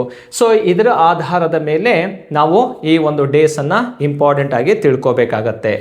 ನೆಕ್ಸ್ಟ್ ನೋಡಿ ಸ್ನೇಹಿತರೆ, ಹೊಂದಿಸಿ ಬರೆಯಿರಿ ಅಂತ ಇದೆ. ಆ ಹೊಂದಿಸಿ ಬರೆಯಿರಿ ಅಂತ ಕೊಟ್ಬಿಟ್ಟು ಒಂದು ಕಡೆ ಗ್ರಹಗಳನ್ನು ಕೊಟ್ಟಿದ್ದಾರೆ, ಪ್ಲಾನೆಟ್ಸ್ಗಳಿದ್ದಾವೆ. ಮತ್ತೊಂದು ಕಡೆ ಅದರ ಭ್ರಮಣೆ ಅವಧಿ ಅಂತ ಕರಿತೀವಿ. ನೋಡಿ, ಗ್ರಹಗಳಿಗೆ 2 ರೀತಿ ಚಲನೆ ಇದೆ, ಒಂದು ರೊಟೇಷನ್ ಮತ್ತು ಇನ್ನೊಂದು ರೆವಲ್ಯೂಷನ್ ಅಂತೇಳಿ. ಅಕ್ಷಭ್ರಮಣ ಮತ್ತು ಪರಿಭ್ರಮಣ ಅಂತ ಕರೆಯುವಂಥದ್ದು. ಈಗ ರೊಟೇಷನ್ ಅಂದರೆ ಯಾವುದೇ ಒಂದು ಗ್ರಹ ತನ್ನ ಸುತ್ತ ತಾನು ಸುತ್ತರ್ಕೊಳ್ಳೋದಕ್ಕೆ ತೆಗೆದುಕೊಳ್ಳುವ ಅವಧಿಯನ್ನು ರೊಟೇಷನ್ ಅಂತ ಕರೀತಾರೆ. ಅದೇ ರೆವಲ್ಯೂಷನ್ ಅಂತ ಕರೆದಾಗ ಆ ಒಂದು ಗ್ರಹ ಸೂರ್ಯನನ್ನು ಸುತ್ತು ಬರೋದಕ್ಕೆ ತೆಗೆದುಕೊಳ್ಳುವ ಅವಧಿಯನ್ನು ರೆವಲ್ಯೂಷನ್ ಪೀರಿಯಡ್ ಅಂತಲೇ ಕರೆಯುವಂಥದ್ದು. ಹಾಗಾದರೆ ಇಲ್ಲಿ ಕೊಟ್ಟಿರುವಂತಹ ಪ್ರಶ್ನೆ ಯಾವುದಕ್ಕೆ ಸಂಬಂಧಿಸಿದೆ ಅಂದರೆ ಗ್ರಹಗಳ ವಾರ್ಷಿಕ ಚಲನೆಯ ಬಗ್ಗೆ ಸಂಬಂಧಿಸಿರುವಂಥದ್ದು. ಇಲ್ಲಿ ರೆವಲ್ಯೂಷನ್ ಬಗ್ಗೆ ಕೇಳಿರುವಂತಹ ಒಂದು ಪ್ರಶ್ನೆ ಆಗಿರುತ್ತೆ. ನೋಡಿ, ಇದನ್ನ ಕೂಡ ಹೊಂದಿಸಿ ಬರಿಬೇಕಾಗತ್ತೆ. ಯಾವ್ಯಾವ ಗ್ರಹ ಎಷ್ಟೆಷ್ಟು ಟೈಮನ್ನು ತೆಗೆದುಕೊಳ್ಳುತ್ತೆ, ಸೂರ್ಯನನ್ನ ಒಂದು ಸುತ್ತು ಬರೋದಕ್ಕೆ ತೆಗೆದುಕೊಳ್ಳುವ ಅವಧಿ ಎಷ್ಟು ಅನ್ನೋದು ಗೊತ್ತಿರಬೇಕು. ಹಾಗಾದ್ರೆ ಇದಕ್ಕೆ ಒಂದೊಂದಾಗಿ ಕಾನ್ಸೆಪ್ಟನ್ನು ಕ್ಲಿಯರ್ ಮಾಡ್ಕೊಳ್ತಾ ಹೋಗೋಣ. ಈಗ ಟೋಟಲಿ ಪ್ಲಾನೆಟ್ಸ್ ಅಂತ ಕೇಳಿದರೆ ಎಷ್ಟು ಗ್ರಹಗಳಿದಾವೆ? ಸೌರವ್ಯೂಹದಲ್ಲಿರುವಂತಹ ಗ್ರಹಗಳ ಸಂಖ್ಯೆ 8. ಆ 8 ಗ್ರಹಗಳು ಯಾವುದರ ಆಧಾರದ ಮೇಲೆ ನಾವು ನೋಡ್ಕೊಳ್ತಾ ಹೋಗ್ತೀವಪ್ಪ ಅಂದರೆ ಸೂರ್ಯನಿಂದ ಇರುವ ದೂರದ ಆಧಾರದ ಮೇಲೆ ನೋಡಿದಾಗ, ಈಗ ಸನ್ ಈ ಪೊಸಿಷನಲ್ಲಿ ಇದೆ ಅಂತ ಅನ್ಕೊಳ್ಳಿ, ಸೂರ್ಯ ಇದ್ದಾನೆ. ಸೂರ್ಯನಿಂದ ಇರುವ ದೂರದ ಆಧಾರದ ಮೇಲೆ ಗ್ರಹಗಳ ಪಟ್ಟಿಯನ್ನು ನೋಡ್ತಾ ಹೋದಾಗ ನೋಡಿ, ಫಸ್ಟ್ ಪ್ಲಾನೆಟ್ ಯಾವುದಪ್ಪ ಅಂದರೆ ಮರ್ಕ್ಯೂರಿ, ನೆಕ್ಸ್ಟ್ ವೀನಸ್, ಅದಾದ ನಂತರ ಅರ್ತ್ ಇದೆ, ಮಾರ್ಸ್ ಇದೆ, ಜುಪಿಟರ್ ಇದೆ, ಸ್ಯಾಟ್ರನ್, ಯುರೇನಸ್, ನೆಪ್ಚೂನ್ ಕಂಡು ಬರುತ್ತೆ. ಬುಧ, ಶುಕ್ರ, ಭೂಮಿ, ಮಂಗಳ, ಗುರು, ಶನಿ, ಯುರೇನಸ್, ನೆಪ್ಚೂನ್ ಅಂತ ಹೇಳಿ. ಹಾಗಾದ್ರೆ ಈ ಗ್ರಹಗಳಲ್ಲಿ ನಾವು 2 ಭಾಗಗಳನ್ನಾಗಿ ವಿಭಾಗ ಮಾಡ್ಕೊಳ್ತೀವಿ. ನೋಡಿ, ಬುಧ, ಶುಕ್ರ, ಭೂಮಿ, ಮಂಗಳ ಗ್ರಹಗಳಿದಾವಲ್ಲ, ಈ ಗ್ರಹಗಳನ್ನ ಭೌತಿಕ ಗ್ರಹ ಅಂತಾನು ಕೂಡ ಕರೀತಾರೆ. ಭೌತಿಕ ಗ್ರಹ ಅಂತ ಕರೀತಾರೆ. ಸೊ ಭೂಮಿ ಹೇಗಿದೆಯೋ ಅದೇ ಸ್ಟ್ರಕ್ಚರ್ ಅನ್ನ ಹೊಂದಿರುವಂತಹ ಗ್ರಹಗಳು ಭೌತಿಕ ಗ್ರಹಗಳು, ಅಥವಾ ಇದನ್ನ ಇನ್ನರ್ ಪ್ಲಾನೆಟ್ ಅಂತಾನು ಕೂಡ ಕರೀತಾರೆ, ಆಂತರಿಕ ಗ್ರಹಗಳು ಅಂತ. ಅದರ ಜೊತೆಗೆ ಈ 4 ಗ್ರಹಗಳಿದಾವಲ್ಲ, ಗುರು, ಶನಿ, ಯುರೇನಸ್, ನೆಪ್ಚೂನ್, ಇವುಗಳನ್ನ ಬಾಹ್ಯ ಗ್ರಹಗಳು ಅಂತ ಕರೀತಾರೆ. ಬಾಹ್ಯ ಗ್ರಹಗಳು, ಔಟರ್ ಪ್ಲಾನೆಟ್ ಅಥವಾ ಅನಿಲ ದೈತ್ಯ ಗ್ರಹಗಳು ಅಂತಾನು ಕೂಡ ಕರೀತೇವೆ. ಗ್ಯಾಸಸ್ ಪ್ಲಾನೆಟ್ ಅಂತಾನು ಕೂಡ ಕರೀತಾರೆ. ಓಕೆ, ಹಾಗಾದ್ರೆ ಈ 8 ಗ್ರಹಗಳು ಯಾವುದರಿಂದ ದೂರ ಇರೋದರ ಆಧಾರದ ಮೇಲೆ ಗೊತ್ತಾಯ್ತು? ಸೂರ್ಯನಿಂದ ಇರುವ ದೂರದ ಆಧಾರದ ಮೇಲೆ ಈ ಗ್ರಹಗಳ ಪಟ್ಟಿಯನ್ನು ನಾವಿಲ್ಲಿ ತಿಳ್ಕೊಳ್ತೀವಿ. ನೋಡಿ, ಈ ಗ್ರಹಗಳ ಬಗ್ಗೆ ನಾವು ಮತ್ತೆ ಕಾನ್ಸೆಪ್ಟ್ ಅನ್ನ ಕ್ಲಿಯರ್ ಮಾಡ್ಕೊಳ್ಳೋದಾದ್ರೆ ಪ್ರಶ್ನೆ ಮೂಲಕನೇ ಆನ್ಸರ್ ಅನ್ನ ನೋಡ್ತಾ ಹೋಗೋಣ. ಇಲ್ಲಿ ಕೊಟ್ಟಿರುವಂತಹ ಗ್ರಹಗಳು ಯಾವ್ಯಾವ್ದಿದಾವೆ ನೋಡಿ, ಗುರು, ಶನಿ, ಯುರೇನಸ್, ನೆಪ್ಚೂನ್. ಹಾಗಾದ್ರೆ ಈ ಗುರು, ಶನಿ, ಯುರೇನಸ್, ನೆಪ್ಚೂನ್ಗಳು ಕಂಪ್ಲೀಟ್ ಆಗಿ ಯಾವ ಗ್ರಹಗಳಾಗಿದಾವಪ್ಪ ಅಂದ್ರೆ ಅನಿಲ ದೈತ್ಯ ಗ್ರಹಗಳು ಆಗಿದ್ದಾವೆ. ಗ್ಯಾಸಸ್ ಪ್ಲಾನೆಟ್ ಲಿಸ್ಟ್ ಅಲ್ಲಿ ಕಂಡುಬರುವಂತಹ ಒಂದು ಪ್ಲಾನೆಟ್ಸ್ಗಳಾಗಿರ್ತವೆ. ಆ ಗ್ರಹಗಳು ಈಗ ಸೂರ್ಯನನ್ನ ಸುತ್ತು ಬರೋದಕ್ಕೆ ಎಷ್ಟೆಷ್ಟು ಟೈಮ್ ತೆಗೆದುಕೊಳ್ಳುತ್ತೆ ಅನ್ನೋದು ಗೊತ್ತಿರಬೇಕು. ಈಗ ಒಂದೊಂದಾಗಿ ಕ್ಲಿಯರ್ ಮಾಡ್ಕೊಳ್ಳೋಕ್ಕಿಂತ ಮುಂಚೆ ಫಸ್ಟ್ ಇದನ್ನು ನೋಡೋಣ. ಬುಧ ಗ್ರಹ ಇದೆಯಲ್ಲ, ಬುಧ ಗ್ರಹದಲ್ಲಿ 1 ವರ್ಷ ಟೈಮ್ ಆಗ್ಬೇಕಂದ್ರೆ 88 ಭೂದಿನಗಳು ಆಗಬೇಕು. ಶುಕ್ರ ಗ್ರಹದಲ್ಲಿ 225 ದಿನ ಆಯ್ತಂದ್ರೆ ಅಲ್ಲಿ 1 ವರ್ಷ ಅವಧಿ ಅಂತ ಅರ್ಥ. ಹಾಗೆ ಭೂಮಿ ಅಂತ ಕೇಳಿದ್ರೆ 1 ವರ್ಷ ಅಂದ್ರೆ 365 ಕಾಲು ದಿನಗಳು ಅರ್ಥ ತೆಗೆದುಕೊಳ್ಳುತ್ತೆ. ಅದ್ರ ಜೊತೆಗೆ ಮಂಗಳ 686 ದಿನಗಳು ತೆಗೆದುಕೊಳ್ಳುತ್ತೆ. ಅಲ್ಲಿಂದ ಮುಂದೆ ಬರೋಣ. ಈಗ ಗುರುಗ್ರಹ ಅಂತ ನೋಡಿದಾಗ ಎಷ್ಟು ವರ್ಷ ಟೈಮ್ ಬೇಕಪ್ಪ ಅಂದ್ರೆ 12 ವರ್ಷಗಳು ಬೇಕು. ಯಾರನ್ನ ಸುತ್ತು ಬರೋದಕ್ಕೆ? ಸೂರ್ಯನನ್ನ ಒಂದು ಸುತ್ತು ಹಾಕಲು ತೆಗೆದುಕೊಳ್ಳುವಂತ ಅವಧಿ ಗುರುಗ್ರಹ ಎಷ್ಟು ವರ್ಷ? 12 ವರ್ಷಗಳಿದಾವೆ. ಇಲ್ಲಿ 12 ವರ್ಷ ಎಲ್ಲಿದೆ ಅಂತ ಹುಡ್ಕೊಂಡು ಹೋಗೋದಾದ್ರೆ 2ನೇ ಆಪ್ಷನ್ ಅಲ್ಲಿ 12 ವರ್ಷ ಕಂಡು ಬರುತ್ತೆ. ನೆಕ್ಸ್ಟ್ ಶನಿ ಗ್ರಹ ಎಷ್ಟು ವರ್ಷ ಟೈಮ್ ತೆಗೆದುಕೊಳ್ಳುತ್ತಪ್ಪ ಅಂದ್ರೆ 29 ವರ್ಷ ಟೈಮ್ ತೆಗೆದುಕೊಳ್ಳುತ್ತೆ. ಆ 29 ಅನ್ನೋಂಥದ್ದು ಯಾವ ಆಪ್ಷನ್ ಅಲ್ಲಿ ಇದೆ ನೋಡಿ, 4ನೇ ಆಪ್ಷನ್ ಅಲ್ಲಿ ಕಂಡು ಬರುತ್ತೆ. ನೆಕ್ಸ್ಟ್ ಯುರೇನಸ್ ಅನ್ನೋದು 84 ವರ್ಷ ಟೈಮ್ ತೆಗೆದುಕೊಳ್ಳುತ್ತೆ. ಹಾಗಾಗಿ ಯುರೇನಸ್ ಅನ್ನುವಂಥದ್ದು 84 ಅನ್ನೋದು 1ನೇ ಆಪ್ಷನ್ ಅಲ್ಲಿ ಕಂಡು ಬರುತ್ತೆ. ನೆಪ್ಚೂನ್ ಎನ್ನುವಂಥದ್ದು ಲಾಸ್ಟ್ 165 ವರ್ಷಗಳು ಟೈಮ್ ಬೇಕಿದಕ್ಕೆ. 165 ವರ್ಷಗಳನ್ನ ಟೈಮ್ ತೆಗೆದುಕೊಳ್ಳುವಂತಹ ಒಂದು ಪ್ಲಾನೆಟ್ ಯಾವುದಪ್ಪ ಅಂದ್ರೆ ನೆಪ್ಚೂನ್ ಆಗಿರುತ್ತೆ. ನೆಪ್ಚೂನ್ ಅಲ್ಲಿ 1 ವರ್ಷ ಅಂತ ತಗೊಂಡಾಗ ಭೂಮಿಯ ಮೇಲೆ 165 ವರ್ಷಗಳು ಟೈಮ್ ತೆಗೆದುಕೊಳ್ಳುವಂಥದ್ದು, ರೈಟ್. ಸೊ ಇದಿಷ್ಟು ಕೂಡ ಇಲ್ಲಿ ನೋಡ್ತೀವಿ. ಹಾಗಾದ್ರೆ ಇದಕ್ಕೆ ಸರಿಯಾದಂತಹ ಉತ್ತರವನ್ನ ನೋಡೋದಾದ್ರೆ ಎಗೆ 2 ಸರಿ ಇದೆ. ಎಗೆ 2 ಎಲ್ಲಿದೆ ಅಂತ ಹುಡುಕಿದ್ರೆ ನಿಮಗೆ ಈಸಿಯಾಗಿ ಆನ್ಸರ್ ಸಿಗ್ಬಿಡುತ್ತೆ. ಎಗೆ 2 ಇರೋದು 4ನೇ ಆಪ್ಷನ್ ಅಲ್ಲಿ ಮಾತ್ರ. ಹಾಗಾದ್ರೆ ಇಲ್ಲಿ ಯಾವ್ಯಾವ ತಪ್ಪಿದೆ ಅಂತ ಕ್ಲಿಯರ್ ಆಯ್ತು. 1ನೇ ತಪ್ಪಿದೆ, 2ನೇ ತಪ್ಪಿದೆ, 3ನೇ ತಪ್ಪಿದೆ. ಹಾಗಾದ್ರೆ 4ನೇದು ಸರಿ. ಮತ್ತೆ ಕ್ಲಿಯರ್ ಮಾಡ್ಕೊಳ್ಳೋದಾದ್ರೆ ಬಿಗೆ 4 ಸರಿ ಇದೆ ನೋಡಿ, ಬಿಗೆ 4 ಇದೆ. ಹಾಗೆ ಸಿಗೆ ಯಾವ ಸರಿ ಇದೆ? 1 ಇದೆ, ಸಿಗೆ 1 ನೋಡ್ತೀವಿ. ಹಾಗೆ ಡಿಗೆ ಯಾವುದು ಸರಿ ಇದೆ ಅಂತ ಕೇಳಿದಾಗ 3ನೇದು ಸರಿ ಇರೋದನ್ನ ನೋಡ್ಬೋದು. ಓಕೆ, ಡಿಗೆ 3ನೇದು ಇಲ್ಲಿ ಸ್ವಲ್ಪ ಆಪ್ಷನ್ ತಪ್ಪಾಗಿದೆ, ಇಲ್ಲೊಂದು ಸರಿ ಮಾಡ್ಕೊಳ್ಳೋದಾದ್ರೆ ಡಿಗೆ 3ನೇದು ಸರಿ ಆಗಿರುವಂಥದ್ದು. ನೆಪ್ಚೂನ್ ಅಂದ್ರೆ 165 ವರ್ಷಗಳು ಇಲ್ಲಿ ಸರಿ ಇರುವಂಥದ್ದು. ಒಟ್ಟೆ ನಮಗೇನು ಕಾನ್ಸೆಪ್ಟ್ ಕ್ಲಿಯರ್ ಆಗಬೇಕು, ಎಷ್ಟೆಷ್ಟು ಟೈಮ್ ತೆಗೆದುಕೊಳ್ಳೋದು ಅನ್ನೋದು ಇಂಪಾರ್ಟೆಂಟ್ ಆಗಿ ನೋಡಬೇಕಾಗತ್ತೆ. ಓಕೆ ಸ್ನೇಹಿತರೆ, ನೋಡಿ ಈ ರೀತಿಯಾದಂತಹ ಒಂದು ಪ್ರಶ್ನೆಗಳು ಯಾವುದ್ರ ಮೇಲೆ ಕೇಳಿದಾನೆ? ಭ್ರಮಣ ಅವಧಿಯ ಮೇಲೆ ಅಥವಾ ರೊಟೇಷನ್ ಪೀರಿಯಡ್ ಬೇಸ್ ಅಲ್ಲಿ ಕೇಳಿರುವಂತಹ ಪ್ರಶ್ನೆಗಳಾಗಿರ್ತಾವೆ. ಅದೇ ನಾವು ಭೂಮಿಯ ಅಕ್ಷಭ್ರಮಣ ಅವಧಿಯ ಮೇಲೂ ಕೂಡ ಕೇಳಬಹುದು. ಈ ಒಂದು ಪ್ರಶ್ನೆ ನೋಡಿ, ಇದು HK ಎಕ್ಸಾಮಲ್ಲಿ ಕೇಳಿರೋದು, ನಾನ್ HK ಅಂತ ಕೇಳಿದ್ರೆ ಇದು ನಾನ್ HKಯಲ್ಲಿ ಕೇಳಿರುವಂಥ ಪ್ರಶ್ನೆ. ಸೇಮ್ ಕ್ವಶನ್ ಅನ್ನ ಇಟ್ಕೊಂಡು HKಯಲ್ಲೂ ಕೂಡ ಪ್ರಶ್ನೆ ರೈಸ್ ಮಾಡಿದ್ದಾನೆ.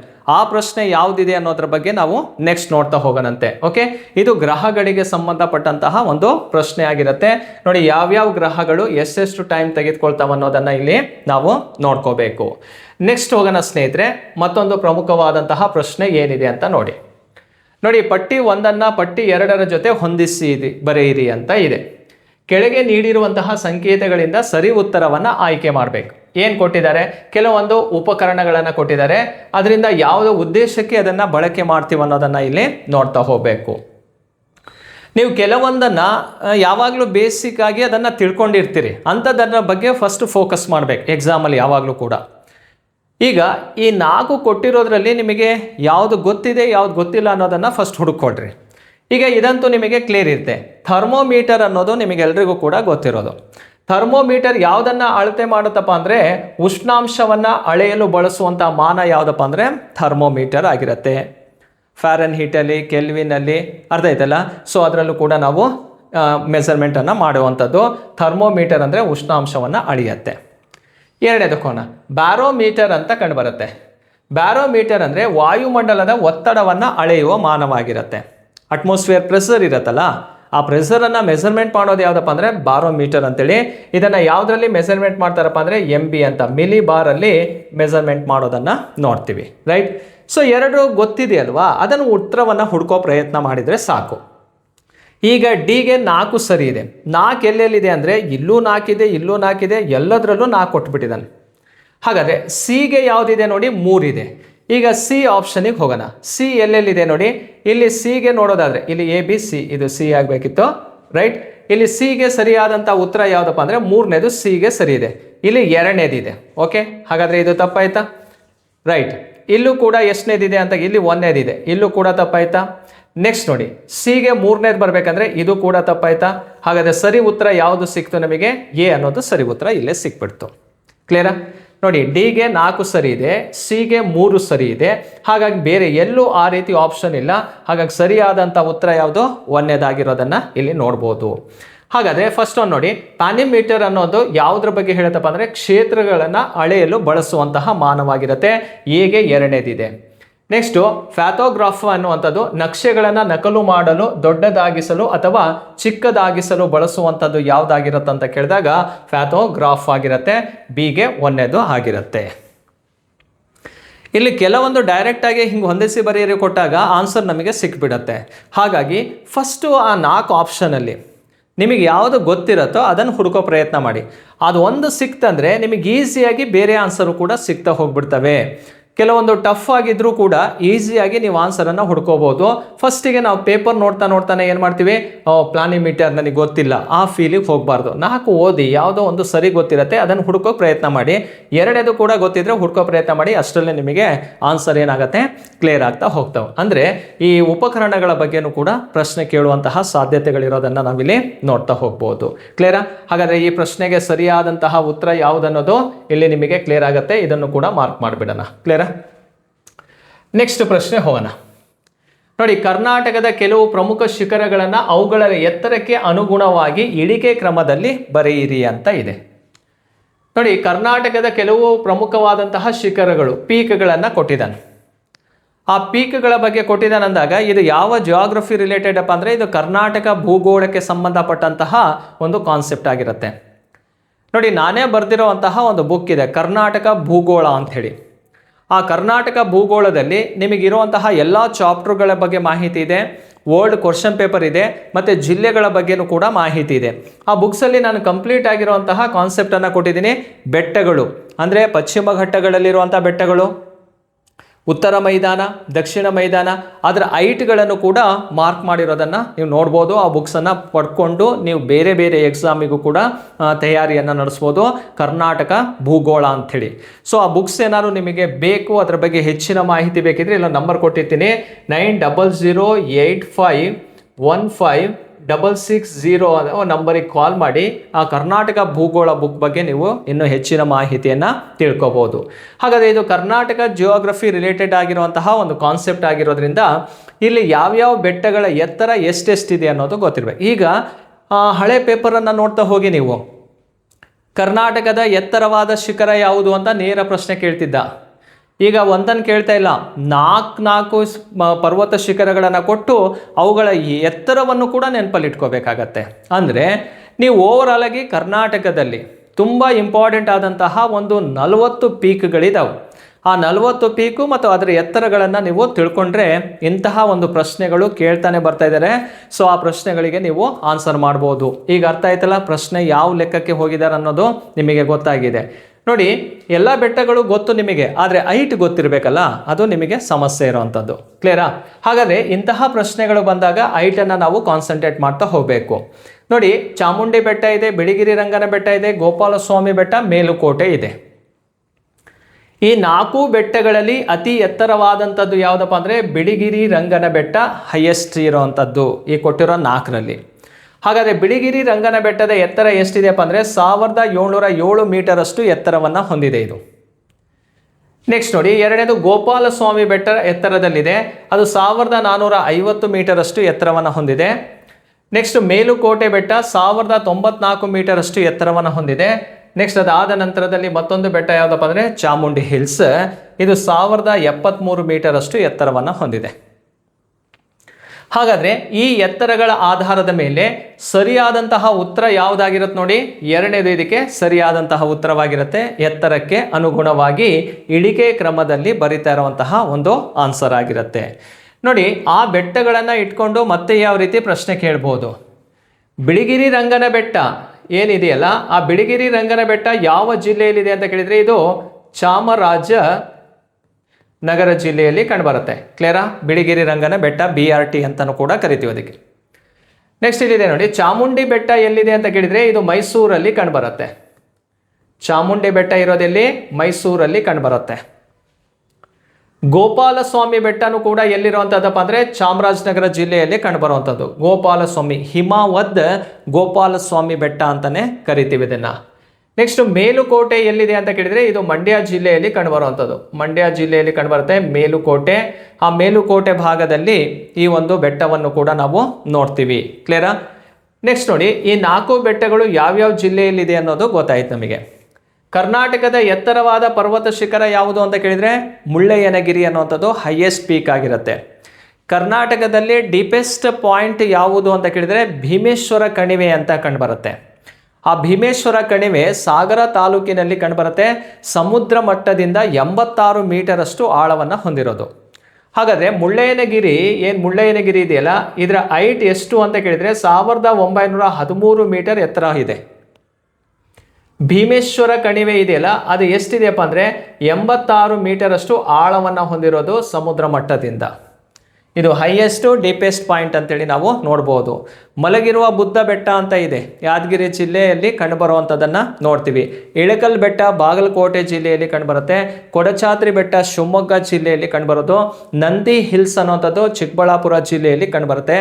ದೇವರಾಯನ ದುರ್ಗ ಬೆಟ್ಟ ಅಂತೇಳಿ ತುಮಕೂರು ಜಿಲ್ಲೆಯಲ್ಲಿ ನೋಡ್ತೀವಿ. ಕರ್ನಾಟಕದಲ್ಲಿ ಅತಿ ಹೆಚ್ಚು ಬೆಟ್ಟಗಳನ್ನು ಹೊಂದಿರುವಂತಹ ಜಿಲ್ಲೆ ಯಾವುದು ಅಂತ ಕೇಳಿದರೆ ಅದು ಚಿಕ್ಕಮಗಳೂರು ಜಿಲ್ಲೆ ಆಗಿರುತ್ತೆ. ಈ ಚಿಕ್ಕಮಗಳೂರು ಜಿಲ್ಲೆ ಇದೆಯಲ್ಲ, ಅದನ್ನು ಕರ್ನಾಟಕದ ಬೆಟ್ಟಗಳ ನಾಡು ಅಂತಲೂ ಕೂಡ ಕರೀತಾರೆ. ಹಾಗಾಗಿ ಹೈಯೆಸ್ಟ್ ಪೀಕ್ ಇರುವಂಥದ್ದು ಯಾವ ಜಿಲ್ಲೆಯಲ್ಲಿ ಅಂತ ಕೇಳಿದರೆ ಅದು ಚಿಕ್ಕಮಗಳೂರು ಜಿಲ್ಲೆಯಲ್ಲಿ ಕಂಡುಬರುತ್ತೆ. ನೋಡಿ, ಈ ರೀತಿಯಾದಂತಹ ಒಂದು ಪ್ರಶ್ನೆಯನ್ನು ಕೊಟ್ಟಾಗ ನಾವು ಯಾವ್ಯಾವ ರೀತಿ ಹೈಟ್ ಇರುತ್ತೆ ಅದನ್ನು ಒಂಚೂರು ಸ್ವಲ್ಪ ಡೀಪಾಗಿ ನಾವು ಸ್ಟಡಿ ಮಾಡ್ತಾ ಹೋಗಬೇಕಾಗತ್ತೆ. ನೆಕ್ಸ್ಟ್ ಪ್ರಶ್ನೆಗೆ ಹೋಗೋಣ. ಕೆಳಗಿನವುಗಳಲ್ಲಿ ಸರಿಯಾದ ಜೋಡಣೆಯನ್ನು ಗುರುತಿಸಿ ಅಂತ ಇದೆ. ಕ್ಲಿಯರಾ? ನೋಡಿ, ಕೊಟ್ಟಿರುವಂತಹ ಪ್ರಶ್ನೆ ಇಂಡಿಯನ್ ಜಿಯೋಗ್ರಫಿ. ಒಂದು ಕರ್ನಾಟಕ ಇತ್ತು, ಒಂದು ಫಿಸಿಕಲ್ ಇತ್ತು, ಅದರ ಜೊತೆಗೆ ವರ್ಲ್ಡ್ ರಿಲೇಟೆಡ್ ಆಗಿ ಕಾನ್ಸೆಪ್ಟನ್ನು ಕೂಡ ಕೊಟ್ಟಿದೆ. ಇದು ಇಂಡಿಯನ್ ಜಿಯೋಗ್ರಫಿ ಪ್ರಶ್ನೆ ಆಗಿರುತ್ತೆ. ನೋಡಿ, ಏನು ಘಾಟ್ಗಳನ್ನು ನೋಡ್ತೀವಿ, ಬೋರ್ ಘಾಟ್, ತಾಲ್ ಘಾಟ್, ಪಾಲ್ ಘಾಟ್, ಆಗೊಂಬೆ ಘಾಟ್ ಇದಾವಲ್ಲ, ಎಲ್ಲ ಘಾಟ್ಸ್ಗಳು ಭಾರತದಲ್ಲಿ ಕಂಡುಬರ್ತವೆ, ಕರ್ನಾಟಕದಲ್ಲೂ ಕೂಡ ಕಂಡುಬರ್ತವೆ. ಎಲ್ಲಿದ್ದಾವೆ ಅಂತ ಕೇಳಿದರೆ ಇವು ಪಶ್ಚಿಮ ಘಟ್ಟಗಳ ಸಾಲಿನಲ್ಲಿ ಕಂಡುಬರುವಂತಹ ಪ್ರಮುಖ ಕಣಿವೆ ಮಾರ್ಗಗಳಾಗಿರ್ತವೆ. ವೆಸ್ಟರ್ನ್ ಘಾಟ್ಸಲ್ಲಿ ಇರೋದು. ಪಶ್ಚಿಮ ಘಟ್ಟಗಳು ಅಂದರೆ ಗುಜರಾತ್, ಮಹಾರಾಷ್ಟ್ರ, ಗೋವಾ, ಕರ್ನಾಟಕ, ಕೇರಳ, ತಮಿಳುನಾಡಿನಲ್ಲಿ ಹಾದು ಹೋಗುವಂತಹ ಒಂದು ಪರ್ವತ ಶ್ರೇಣಿ ಆಗಿರುತ್ತೆ. ಇದನ್ನೇ ವೆಸ್ಟರ್ನ್ ಘಾಟ್ಸ್ ಅಂತ ಕರೆಯೋದು. ಸಹ್ಯಾದ್ರಿ ಅಂತ ಕರಿತೀವಿ. ಕೇರಳದಲ್ಲಿ ಸಾಹ್ಯಂ ಅಂತ ಕರೀತಾರೆ. ತಮಿಳುನಾಡಿನಲ್ಲಿ ನೀಲಗಿರಿ ಅಂತಲೂ ಕೂಡ ಕರೀತಾರೆ.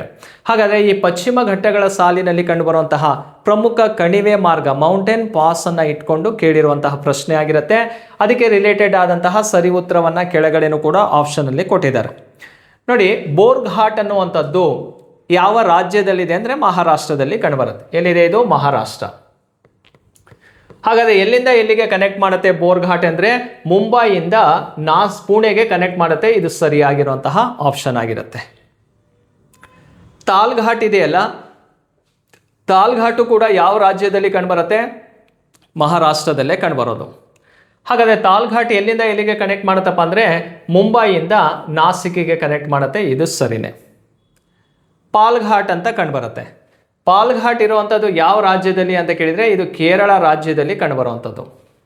ಕೇರಳ ಮತ್ತು ತಮಿಳುನಾಡಿಗೆ ಕನೆಕ್ಟ್ ಮಾಡುತ್ತೆ. ತ್ರಿವೆಂಡ್ರಮ್ ಟು ಚೆನ್ನೈಗೆ ಲಿಂಕ್ ಕೊಡುವಂತಹ ಒಂದು ಮಾರ್ಗ ಯಾವುದಪ್ಪ ಅಂದರೆ ಅದು ಪಾಲ್ಘಾಟ್ ಆಗಿರುತ್ತೆ. ಕ್ಲಿಯರಾ? ಪಾಲ್ಘಾಟ್. ಆದರೆ ಆಪ್ಷನನ್ನು ನೋಡಿ, ರಾಜಸ್ ಮಂಡಲ್ ಟು ಪಾಲಿ ಅಂತ ಇದೆ. ರಾಜಸ್ ಮಂದ್ ಟು ಪಾಲಿ ಅಂತ ಕರೆದೆ. ಹಾಗಾದರೆ ಈ ರಾಜಸ್ ಮಂದ್ ಟು ಪಾಲಿ ಇರುವಂಥದ್ದು ಯಾವ ರಾಜ್ಯದಲ್ಲಿ ಅಂತ ಕೇಳಿದರೆ ಇದು ರಾಜಸ್ಥಾನದಲ್ಲಿ ಕಂಡುಬರುತ್ತೆ. ಕ್ಲಿಯರಾ? ಎಲ್ಲಿದೆ ಇದು? ರಾಜಸ್ಥಾನದಲ್ಲಿ. ಹಾಗಾದರೆ ರಾಜಸ್ಥಾನದಲ್ಲಿ ಯಾವ ಬೆಟ್ಟದ ಸಾಲಿನಲ್ಲಿ ಕಂಡುಬರುತ್ತಪ್ಪ ಅಂದರೆ ಅರಾವಲಿ ಮೌಂಟೇನಲ್ಲಿರುವಂತಹ ಒಂದು ಪಾಸ್ ಆಗಿರುತ್ತೆ. ಅರಾವಲಿ ಮೌಂಟೇನ್. ಹಾಗಾದರೆ ರಾಜಸ್ ಮಂದ್ ಟು ಪಾಲಿ ಇದೆಯಲ್ಲ, ಎಲ್ಲಿಂದ ಎಲ್ಲಿಗೆ ಕನೆಕ್ಟ್ ಮಾಡೋದು ಅನ್ನೋದು ಇಂಪಾರ್ಟೆಂಟ್. ಇದು ರಾಜಸ್ ಮಂಡ್ ಟು ಪಾಲಿಗೆ ಕನೆಕ್ಟ್ ಮಾಡುತ್ತಲ್ಲ, ಈ ಘಾಟನ್ನು ಏನಂತ ಕರಿತೀವಪ್ಪ ಅಂದರೆ ಹಳದಿ ಘಾಟ್ ಅಂತಲೂ ಕೂಡ ಕರೀತಾರೆ. ಕ್ಲಿಯರಾ? ಹಾಗಾದರೆ ಹಳದಿ ಘಾಟ್ ಅನ್ನುವಂಥದ್ದು ಕನೆಕ್ಟ್ ಮಾಡುವಂಥದ್ದು ರಾಜಸ್ ಮಂಡ್ ಟು ಪಾಲಿಗೆ ಕನೆಕ್ಟ್ ಮಾಡುತ್ತೆ. ರಾಜಸ್ಥಾನದಲ್ಲಿ ಕಂಡುಬರುತ್ತೆ. ಯಾವ ಬೆಟ್ಟದಲ್ಲಿದೆ ಅಂತ ಕೇಳಿದರೆ ಅರಾವಲಿ ಬೆಟ್ಟದಲ್ಲಿ ಕಂಡುಬರುವಂತಹ ಒಂದು ಪಾಸ್ ಆಗಿರುತ್ತೆ. ಆದರೆ ಕೇಳಿರುವಂಥ ಪಾಸ್ ಯಾವುದು? ಪಾಲ್ಘಾಟ್ ಅಂತ. ಪಾಲ್ಘಾಟ್ ಇರೋದು ಎಲ್ಲಿ? ಕೇರಳದಲ್ಲಿ ಕಂಡುಬರುತ್ತೆ. ಅಲ್ಲಿಂದ ಎಲ್ಲಿಗೆ ಕನೆಕ್ಟ್ ಮಾಡುತ್ತಪ್ಪ ಅಂದರೆ ತಮಿಳುನಾಡಿನಲ್ಲಿ. ಕೇರಳದ ತ್ರಿವೆಂಡ್ರಮ್ನಿಂದ ತಮಿಳುನಾಡಿನ ಚೆನ್ನೈವರೆಗೆ ಲಿಂಕ್ ಕೊಡುವಂತಹ ಒಂದು ಪಾಸ್ ಆಗಿರುತ್ತೆ. ಹಾಗಾಗಿ ಈ ಆಪ್ಷನ್ ಅನ್ನೋದು ಏನಾಗಿದೆ ನೋಡಿ, ಇಲ್ಲಿ ರಾಂಗ್ ಆಗಿದೆ. ಎ ಸರಿ ಇದೆ, ಬಿ ಸರಿ ಇದೆ, ಸಿ ತಪ್ಪಾಗಿದೆ. ಆದರೆ ವೆಸ್ಟರ್ನ್ ಘಾಟ್ಸಲ್ಲೇ ಇರುವಂಥದ್ದು. ಇನ್ನೇನು ಕರ್ನಾಟಕ ಜಿಯೋಗ್ರಫಿಯನ್ನು ಆ್ಯಡ್ ಮಾಡಿಕೊಂಡ್ರು. ಹೇಗೆ ನೋಡಿ, ಆಗೊಂಬೆ ಘಾಟ್ ಅಂತ ಕರಿತೀವಿ. ಕರ್ನಾಟಕದ ಅತಿ ದೊಡ್ಡ ಘಾಟ್ ಯಾವುದಪ್ಪ ಅಂದರೆ ಆಗೊಂಬೆ ಘಾಟ್. ಆಗೊಂಬೆ ಘಾಟ್ ಉಡುಪಿ ಮತ್ತು ಶಿವಮೊಗ್ಗಕ್ಕೆ ಕನೆಕ್ಟ್ ಮಾಡೋದನ್ನು ನೋಡ್ತೀವಿ. ಹಾಗಾಗಿ ಇದು ಕೂಡ ಸರಿಯಾಗಿರೋದನ್ನು ನೋಡ್ತೀವಿ. ಆಗೊಂಬೆ ಘಾಟ್, ಹುಲಿಕಲ್ ಘಾಟ್, ಸಿರಾಡಿ ಘಾಟ್, ಚಾರ್ಮುಡಿ ಘಾಟ್ ಅಂತ 4 ಪ್ರಮುಖ ಕಣಿವೆ ಮಾರ್ಗಗಳು ನಮ್ಮ ರಾಜ್ಯದಲ್ಲಿ ಕಂಡುಬರ್ತಾವೆ. ಚಾರ್ಮುಡಿ ಘಾಟ್ ಮಂಗಳೂರಿಂದ ಚಿಕ್ಕಮಗಳೂರಿಗೆ ಕನೆಕ್ಟ್ ಮಾಡುತ್ತೆ. ಸಿರಾಡಿ ಘಾಟ್ ಹಾಸನ, ಸಕಲೇಶ್ವರ, ಮಂಗಳೂರಿಗೆ ಕನೆಕ್ಟ್ ಮಾಡುತ್ತೆ. ಹುಲಿಕಲ್ ಘಾಟ್ ಶಿವಮೊಗ್ಗದಿಂದ ಕುಂದಾಪುರಕ್ಕೆ ಕನೆಕ್ಟ್ ಮಾಡುತ್ತೆ. ಆಗೊಂಬೆ ಘಾಟ್ ಎನ್ನುವಂಥದ್ದು ಉಡುಪಿಯಿಂದ ಶಿವಮೊಗ್ಗಕ್ಕೆ ಕನೆಕ್ಟ್ ಮಾಡುವಂತಹ ಒಂದು ಕಣಿವೆ ಮಾರ್ಗವಾಗಿರುತ್ತೆ. ಹಾಗಾದರೆ ಇಲ್ಲಿ ಯಾವ್ಯಾವುದು ಸರಿ ಇದೆ ಅಂತ ಕೇಳಿದರೆ ಎ ಸರಿ ಇದೆ, ಬಿ ಸರಿ ಇದೆ, ಮತ್ತು ಡಿ ಸರಿ ಇದೆ. ಎ ಬಿ ಸಿ ಅಂತ ಇದೆ, ಎ ಬಿ ಅಂತ ಇದೆ, ಮತ್ತು ಸಿ ಡಿ ಅಂತ ಇದೆ. ಎ ಬಿ ಡಿ ಸರಿ ಇದೆ. ಕ್ಲಿಯರಾ? ಎ ಬಿ ಡಿ ಅನ್ನೋಂಥದ್ದು ಯಾವ ಆಪ್ಷನಲ್ಲಿರೋದು? 4ನೇ ಆಪ್ಷನಲ್ಲಿ ಕಂಡುಬರುತ್ತೆ. ಇದು ಸರಿಯಾದಂತಹ ಉತ್ತರ. ನೋಡಿ, ಈ ಘಾಟ್ಸ್ಗಳು ಎಲ್ಲಿ ಕಂಡುಬರ್ತಾವಂತ ಗೊತ್ತಾಯ್ತಲ್ಲ? ಪಶ್ಚಿಮ ಘಟ್ಟಗಳ ಸಾಲಿನಲ್ಲಿ ಕಂಡುಬರ್ತಾವೆ. ಅದೇ ರೀತಿ ಹಿಮಾಲಯದಲ್ಲೂ ಕಂಡುಬರುವಂತಹ ಕೆಲವೊಂದು ಇಂಪಾರ್ಟೆಂಟ್ ಆಗಿರುವಂತಹ ಒಂದು 20 ಕಣಿವೆ ಮಾರ್ಗಗಳನ್ನು ಲೀಸ್ಟ್ ಮಾಡ್ಕೊಳ್ಳಿ. ಅದನ್ನು ಸ್ಟಡಿ ಮಾಡ್ತಾ ಹೋಗಿ. ಆಗ ಕಣಿವೆ ಮಾರ್ಗವನ್ನು ಇಟ್ಕೊಂಡು ಏನಾದರೂ ಪ್ರಶ್ನೆ ಬಂದರೆ ಅಷ್ಟರಲ್ಲೇ ಕ್ವಶನ್ ರೈಸ್ ಮಾಡುವಂತಹ ಸಾಧ್ಯತೆಗಳಿರ್ತವೆ. ಹಾಗಾಗಿ ಇದನ್ನು ನೀವು ಫೋಕಸ್ ಮಾಡಬೇಕಾಗತ್ತೆ. ಮೌಂಟೇನ್ ಪಾಸ್ ರಿಲೇಟೆಡ್ ಆದಂತಹ ಒಂದು ಕ್ವಶನ್ನು ಯಾವ ಜಿಯೋಗ್ರಫಿಯಲ್ಲಿರುವಂಥದ್ದು? ಇಂಡಿಯನ್ ಜಿಯೋಗ್ರಫಿಯಲ್ಲಿ ಕೇಳಿರುವಂತಹ ಒಂದು ಪ್ರಶ್ನೆ ಆಗಿರುತ್ತೆ. ಕ್ಲಿಯರ್ ಸ್ನೇಹಿತರೆ? ನೆಕ್ಸ್ಟ್ ಕ್ವಶನಿಗೆ ಹೋಗೋಣ. ನೋಡಿ, ಈ ಕೆಳಗೆ ಕೊಟ್ಟಿರುವ ನಕ್ಷೆಯಲ್ಲಿ ಹಂಚಿಕೆಯಾಗಿರುವ ಮಣ್ಣಿನ ವಿಧಗಳನ್ನು ಗುರುತಿಸಿ ಅಂತ ಇದೆ. ನಕ್ಷೆ ನೋಡಿದರೆ ನಿಮಗೆ ಗೊತ್ತಾಗುತ್ತೆ ಯಾವ ಒಂದು ರಾಜ್ಯದ ಬಗ್ಗೆ ಕೊಟ್ಟಿರೋದು, ನಮ್ಮ ರಾಜ್ಯದ ಬಗ್ಗೆ ಕೊಟ್ಟಿರುವಂತಹ ಒಂದು ಮ್ಯಾಪ್ ಆಗಿರುತ್ತೆ. ಹಾಗಾದರೆ ಕರ್ನಾಟಕವನ್ನು ಇಟ್ಕೊಂಡು ಕೇಳಿರುವಂತಹ ಪ್ರಶ್ನೆ ಆಗುತ್ತೆ. ಇದು ಕರ್ನಾಟಕ ಭೂಗೋಳದ ಮೇಲೆ ಕೇಳಿರುವಂತಹ 2ನೇ ಪ್ರಶ್ನೆಯಾಗಿ ನೋಡ್ತೀವಿ ನಾವು. ಈ ಕಾನ್ಸೆಪ್ಟನ್ನು ಕೂಡ ಕರ್ನಾಟಕ ಭೂಗೋಳ ಬುಕ್ಸಲ್ಲಿ ಮ್ಯಾಪ್ ಹತ್ರ ಯಾವ್ಯಾವ ಸಾಯಿಲ್ ಎಲ್ಲೆಲ್ಲಿದೆ ಅಂತಲೂ ಕೂಡ ಮಾರ್ಕ್ ಮಾಡಿ ಅದರ ಇಂಪಾರ್ಟೆಂಟ್ ಏನೇನು ಅನ್ನೋದನ್ನು ಕೂಡ ಅಲ್ಲಿ ನಿಮಗೆ ಕ್ಲಿಯರ್ ಮಾಡಿಕೊಟ್ಟಿದ್ದೀನಿ. ರೈಟ್? ನೆಕ್ಸ್ಟ್ ನೋಡಿ, ಈ ಕೆಳಗೆ ಕೊಟ್ಟಿರುವ ನಕ್ಷೆಯಲ್ಲಿರುವಂತಹ ಮಣ್ಣಿನ ವಿಧಗಳನ್ನು ಗುರುತಿಸಿ ಅಂತ ಇದೆ. ಫಸ್ಟ್ ಮಾರ್ಕ್ ಮಾಡ್ಕೊಬಿಡ್ತೀನಿ. ಈ ಗ್ಯಾಪ್ ಕೊಟ್ಟಿದ್ದಾರಲ್ಲ, ಇಲ್ಲೊಂದು ಮಣ್ಣು ಕಂಡುಬರುತ್ತೆ. ಇದು ಕರ್ನಾಟಕದ ಕರಾವಳಿ ಭಾಗ. ಕರ್ನಾಟಕದ ಕರಾವಳಿ ಭಾಗದಲ್ಲಿ ಕಂಡುಬರುವಂತಹ ಪ್ರಮುಖ ಮಣ್ಣು ಯಾವುದಪ್ಪ ಅಂದರೆ ಮೆಕ್ಕಲು ಮಣ್ಣು ಕಂಡುಬರುತ್ತೆ. ಯಾವ ಸಾಯಿಲ್ ಇದೆ ಇಲ್ಲಿ? ಮೆಕ್ಕಲು ಮಣ್ಣು ಕಂಡುಬರುತ್ತೆ. ಕ್ಲಿಯರಾ? ಮೆಕ್ಕಲು ಮಣ್ಣು. ಕರ್ನಾಟಕದ ಕರಾವಳಿ ಅಂತ ಅಂದ್ಕೊಳ್ಳೇನೆ ಇಲ್ಲಿ ಯಾವ್ಯಾವ ಜಿಲ್ಲೆಗಳು ಕಂಡುಬರ್ತವೆ? ಉತ್ತರ ಕನ್ನಡ ಜಿಲ್ಲೆ ಕಂಡುಬರುತ್ತೆ, ನೆಕ್ಸ್ಟ್ ಉಡುಪಿ ಜಿಲ್ಲೆ ಇದೆ, ಅದಾದ ನಂತರ ದಕ್ಷಿಣ ಕನ್ನಡ ಜಿಲ್ಲೆ ಕಂಡುಬರುತ್ತೆ. ಆ 3 ಜಿಲ್ಲೆಗಳಲ್ಲಿ ಈ ಪಶ್ಚಿಮ ಘಟ್ಟಗಳ ಸಾಲಿನಲ್ಲಿ ಹಲವಾರು ನದಿಗಳು ಹುಟ್ಕೊಂಡ್ ಬರ್ತಾವೆ. ಹೀಗೆ ಆ ನದಿಗಳು ಹುಟ್ಕೊಂಡ್ಬಂದು ಇಲ್ಲಿ ಬಂದು ಆ ಸಾಯಿಲನ್ನು ಡೆಪಾಸಿಟ್ ಮಾಡ್ತವೆ. ಅದನ್ನೇ ಕರಾವಳಿಯ ಮೆಕ್ಕಲು ಮಣ್ಣು ಅಂತ ನಮ್ಮ ರಾಜ್ಯದಲ್ಲಿ ಕರೆಯೋದು. ಕೋಸ್ಟಲ್ ಅಲುವೆಲ್ ಸಾಯಿಲ್ ಅಂತ ಕರಿತೀವಿ. ಹಾಗಾದರೆ ಆ ಕೋಸ್ಟಲ್ ಅಲುವೆಲ್ ಸಾಯಿಲ್ ಅನ್ನುವಂಥದ್ದು ಕರ್ನಾಟಕದಲ್ಲಿ ಕರಾವಳಿ ಭಾಗದಲ್ಲಿ ಕಂಡುಬರುತ್ತೆ. ಕೋಸ್ಟಲ್ ಅಲುವೆಲ್ ಸಾಯಿಲ್ ಅಂತ ಯಾಕೆ ಕರಿತೀವಿ ಗೊತ್ತಾ? ಅದು ಒಂದು ಕಡೆಯಿಂದ ನದಿ ಹೋಗಿ ಅಲುವೆಲನ್ನು ಡೆಪಾಸಿಟ್ ಮಾಡುತ್ತೆ, ಮೆಕ್ಕಲು ಮಣ್ಣನ್ನು ಸಂಚಯ ಮಾಡುತ್ತೆ. ಇನ್ನೊಂದು ಕಡೆಯಿಂದ ಸಮುದ್ರ ಕಡೆಯಿಂದ ಅಲೆಗಳು ಬಂದು ಮೆಕ್ಕಲು ಮಣ್ಣಿನ ಜೊತೆಗೆ ಮರಳನ್ನು ಮಿಕ್ಸ್ ಮಾಡುತ್ತೆ. ಹಾಗಾಗಿ ಸ್ಯಾಂಡ್ ಮಿಕ್ಸ್ ಅಲುವೆಲ್ ಸಾಯಿಲನ್ನು ನಮ್ಮ ಕರಾವಳಿಯಲ್ಲಿ ನೋಡ್ತೀವಿ. ಅದು ಕೂಡ ಗೊತ್ತಿರಬೇಕು, ರೈಟ್? 2ನೇ ಭಾಗಕ್ಕೆ ಹೋಗೋಣ. ಈ ಏರಿಯಾವನ್ನು ನೋಡಿದ್ರೇ ನಿಮಗೆ ಅರ್ಥ ಮಾಡ್ಕೋಬೇಕಾಗತ್ತೆ. ಯಾವ ಏರಿಯಾ ಅಂತ ಕೇಳಿದರೆ ಇದೇ ಪಶ್ಚಿಮ ಘಟ್ಟ ಆಗಿರುತ್ತೆ. ಕ್ಲಿಯರಾ? ವೆಸ್ಟರ್ನ್ ಘಾಟ್ಸ್. ನೋಡಿ, ಈ ಪಶ್ಚಿಮ ಘಟ್ಟಗಳ ಪ್ರದೇಶ ಅಂದಾಗ ಈ ಬೆಟ್ಟಗಳ ಸಾಲು ಅಂತ ನೋಡಿದರೆ ಇಲ್ಲಿ ಗರಿಷ್ಠ ಉಷ್ಣಾಂಶ ಕಂಡುಬರುತ್ತೆ. ಇಲ್ಲಿ ಏನಿಲ್ಲ ಅಂದರೂ 27 ಡಿಗ್ರಿಯಷ್ಟು ಟೆಂಪ್ರೇಚರ್ ಕಂಡುಬರುತ್ತೆ ಮತ್ತು 200 ಸೆಂಟಿಮೀಟರ್ಗಿಂತ ಅಧಿಕ ಮಳೆ ಆಗತ್ತೆ. ಆಗ ಆ ಮಳೆ ನೀರೇನಾಗುತ್ತೆ, ಬೆಟ್ಟದಿಂದ ಹರ್ಕೊಂಬರುತ್ತೆ. ಆ ಜಾಗದಲ್ಲಿ ನಿರ್ಮಾಣವಾಗುವಂತಹ ಮಣ್ಣನ್ನು ನಾವು ಯಾವ ಸಾಯಿಲ್ ಅಂತ ಕರಿತೀವಿ ಅಂತ ಕೇಳಿದರೆ ಜಂಬಿಟ್ಟಿಗೆ ಮಣ್ಣು ಅಥವಾ ಲ್ಯಾಟರೇಟ್ ಸಾಯಿಲ್ ಅಂತಾನೆ ಕರೆಯೋದು. ಹಾಗಾದರೆ ಈ ಲ್ಯಾಟರೇಟ್ ಸಾಯಿಲಿನ ಪ್ರದೇಶ ಇದೆಯಲ್ಲ, ಇದೇ ಪಶ್ಚಿಮ ಘಟ್ಟಗಳ ಪ್ರದೇಶವಾಗಿರುತ್ತೆ. ಕೊಟ್ಟಿರುವಂತಹ ನಕ್ಷೆಯಲ್ಲಿ ಏನು ಮಣ್ಣು ಕೊಟ್ಟಿದ್ದಾರಲ್ಲ, ಆ ಮಣ್ಣಿನ ಪ್ರಭೇದ ಯಾವುದಪ್ಪ ಅಂದರೆ ಜಂಬಿಟ್ಟಿಗೆ ಮಣ್ಣು ಅಥವಾ ಲ್ಯಾಟರೇಟ್ ಸಾಯಿಲ್ ಅಂತಾನೆ ಕರೆಯುವಂಥದ್ದು. ಕ್ಲಿಯರಾ? ಇದು ಸರಿಯಾದಂತಹ ಉತ್ತರವಾಗಿರುತ್ತೆ. ನೆಕ್ಸ್ಟು ಮತ್ತೆ ಯಾವ ಸಾಯಿಲ್ ಇದೆ ನಮ್ಮ ರಾಜ್ಯದಲ್ಲಿ? ಇಲ್ಲಿಂದ ಈ ಕಡೆ ಇಷ್ಟು ಭಾಗವನ್ನು ತಗೊಳ್ತೀನಿ. ಇದನ್ನು ಉತ್ತರ ಮೈದಾನ ಅಂತ ಕರೆಯೋದು, ನಾರ್ತ್ ಪ್ಲೈನ್. ಕ್ಲಿಯರಾ? ಉತ್ತರ ಮೈದಾನ. ಈ ಉತ್ತರ ಮೈದಾನ ಭಾಗ ಇದು Maharashtra ಪ್ರಸ್ಥಭೂಮಿಗೆ ಸೇರಿರುವಂಥದ್ದು.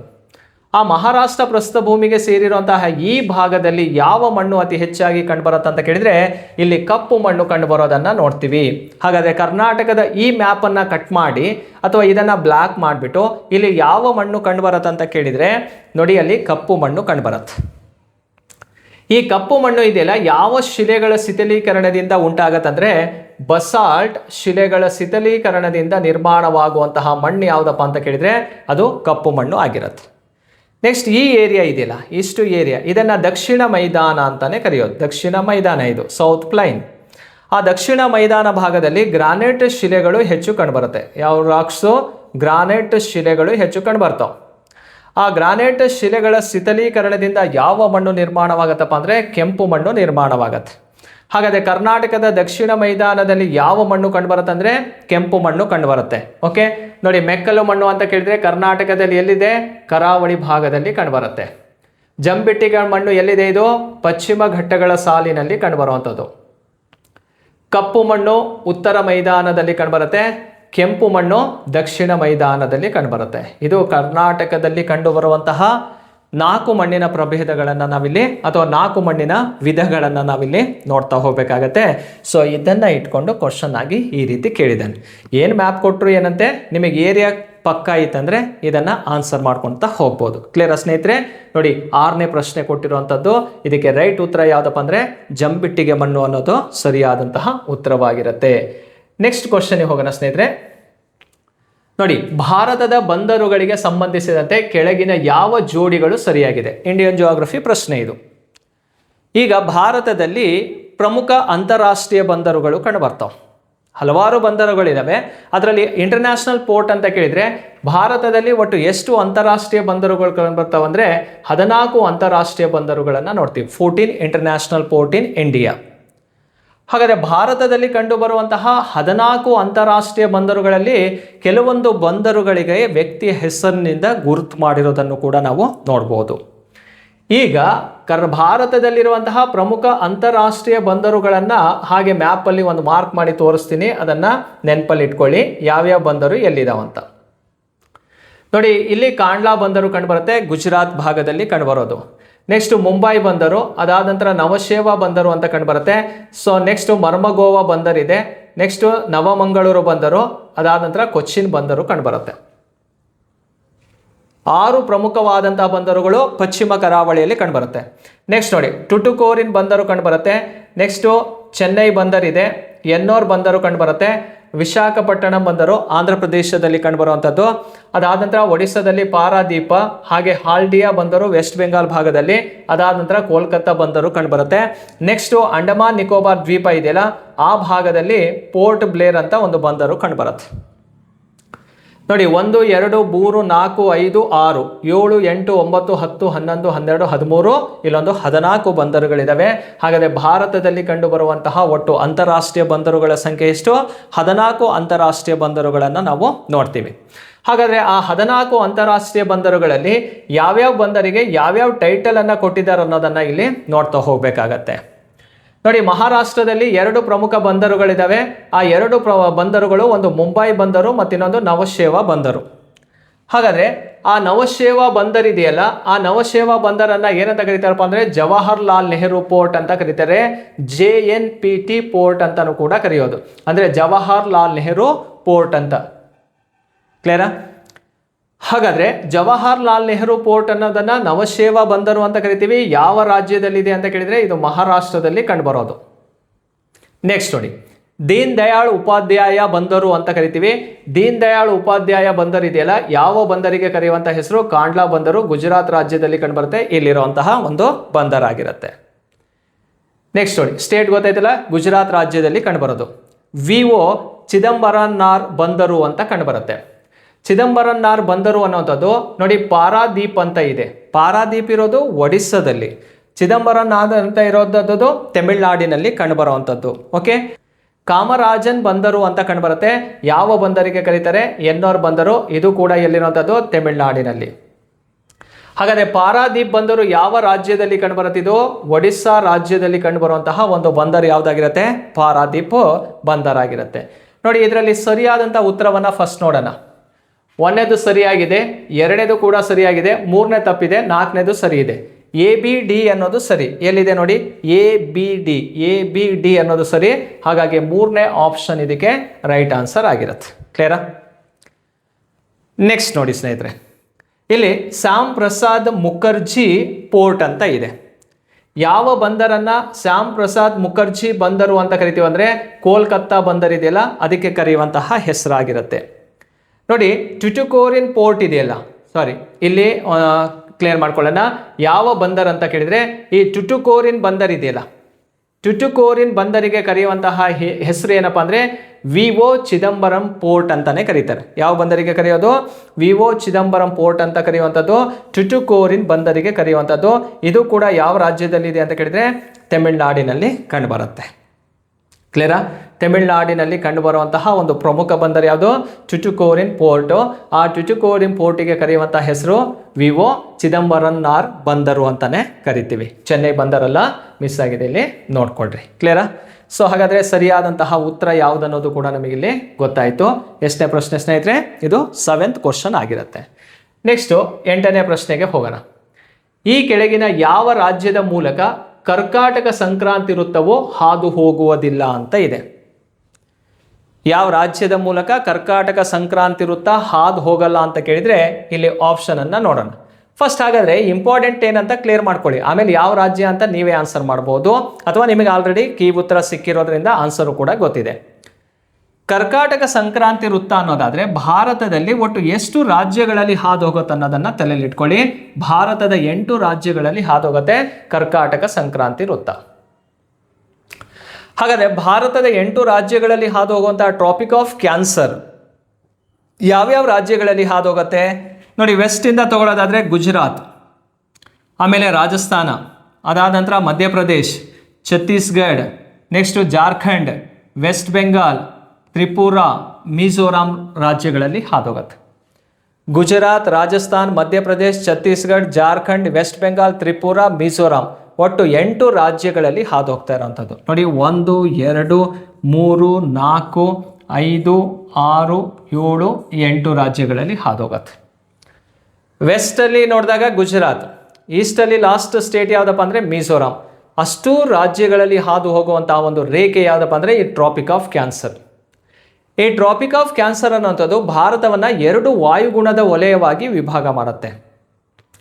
Traffic of cancer north ಇದೆಯಲ್ಲ, ಇಲ್ಲಿ ಟೆಂಪರೇಟ್ ಕ್ಲೈಮೇಟನ್ನು ನೋಡ್ತೀವಿ, ಸಮಶೀತೋಷ್ಣ ವಲಯದ ವಾಯುಗುಣವನ್ನು ನೋಡ್ತೀವಿ. ಇಲ್ಲಿಂದ ಸೌತಲ್ಲಿರೋ ಭಾಗ ಇದೆಯಲ್ಲ, ಉಷ್ಣ ವಲಯದ ಟ್ರಾಪಿಕಲ್ ಕ್ಲೈಮೇಟ್ ಅನ್ನ ಇಲ್ಲಿ ನೋಡ್ತೀವಿ. ಹಾಗಾಗಿ ಇಲ್ಲಿ ಕ್ಲೈಮೇಟ್ ಅನ್ನುವಂಥದ್ದು ಎರಡು ಭಾಗವನ್ನಾಗಿ ವಿಭಾಗ ಮಾಡುವಂಥ ರೇಖೆ ಯಾವುದಪ್ಪ ಅಂದರೆ ಟ್ರಾಪಿಕ್ ಆಫ್ ಕ್ಯಾನ್ಸರ್ ಆಗಿರುತ್ತೆ. ಹಾಗಾದರೆ ಈ ಟ್ರಾಪಿಕ್ ಆಫ್ ಕ್ಯಾನ್ಸರ್ ಮೇಲೆ ಸೂರ್ಯನ ನೇರ ಕಿರಣಗಳು ಬೀಳುವಂಥ ದಿನ ಯಾವುದಪ್ಪ ಅಂದರೆ ಜೂನ್ 21ಕ್ಕೆ ಬೀಳುತ್ತೆ.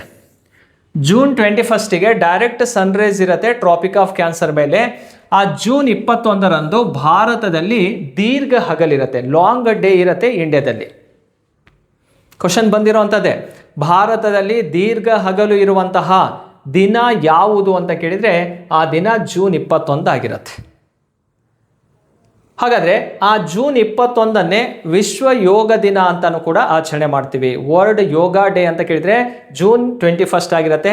ಯಾಕಂದರೆ ಅದು ಇಂಡಿಯಾದಲ್ಲಿ ಲಾಂಗೆಸ್ಟ್ ಡೇ ಇರುವಂತಹ ಒಂದು ನೆನಪಿಗಾಗಿ ವರ್ಲ್ಡ್ ಯೋಗ ಡೇ ಅಂತಲ್ಲಿ ಸೆಲೆಬ್ರೇಷನ್ ಮಾಡೋದು. ಹಾಗಾಗಿ ಈ ಪ್ರಶ್ನೆಗೆ ಸರಿಯಾದಂತಹ ಉತ್ತರ ಯಾವುದಂತ ನೋಡ್ಕೊಳ್ಳಿ. ರಾಜಸ್ಥಾನದಲ್ಲಿ ಹಾದು ಹೋಗ್ತಾ ಇದೆಯಾ? ರಾಜಸ್ಥಾನ ಇದೆ. ಓಕೆ. ಮಧ್ಯಪ್ರದೇಶ ಇದೆಯಾ? ಮಧ್ಯಪ್ರದೇಶ ಕೂಡ ಇದೆ. ಬಿಹಾರ್ ಎಲ್ಲರೂ ಇದೆಯಾ?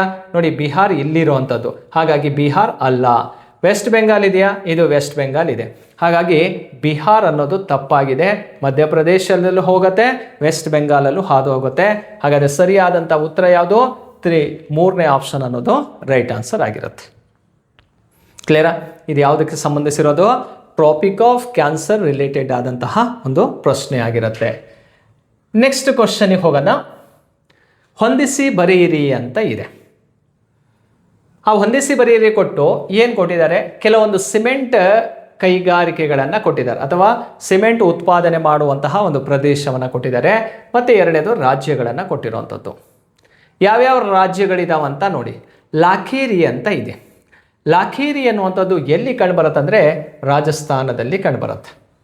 ಅಂದರೆ ಎಗೆ ಎರಡನೇದು ಸರಿ ಉತ್ತರ ಇದೆ. ಎಲ್ಲರೂ ಹುಡ್ಕೋದಾದರೆ ನೋಡಿ, ಎಗೆ 2 ಇಲ್ಲೂ ಇದೆ, ಇಲ್ಲೂ ಇದೆ, ಇಲ್ಲೂ ಇದೆ. ಹಾಗಾದರೆ ತಪ್ಪಾಗಿರೋದು ಎ ಮಾತ್ರ, ಒಂದು ಮಾತ್ರ ತಪ್ಪಾಗಿದೆ ಇಲ್ಲಿ.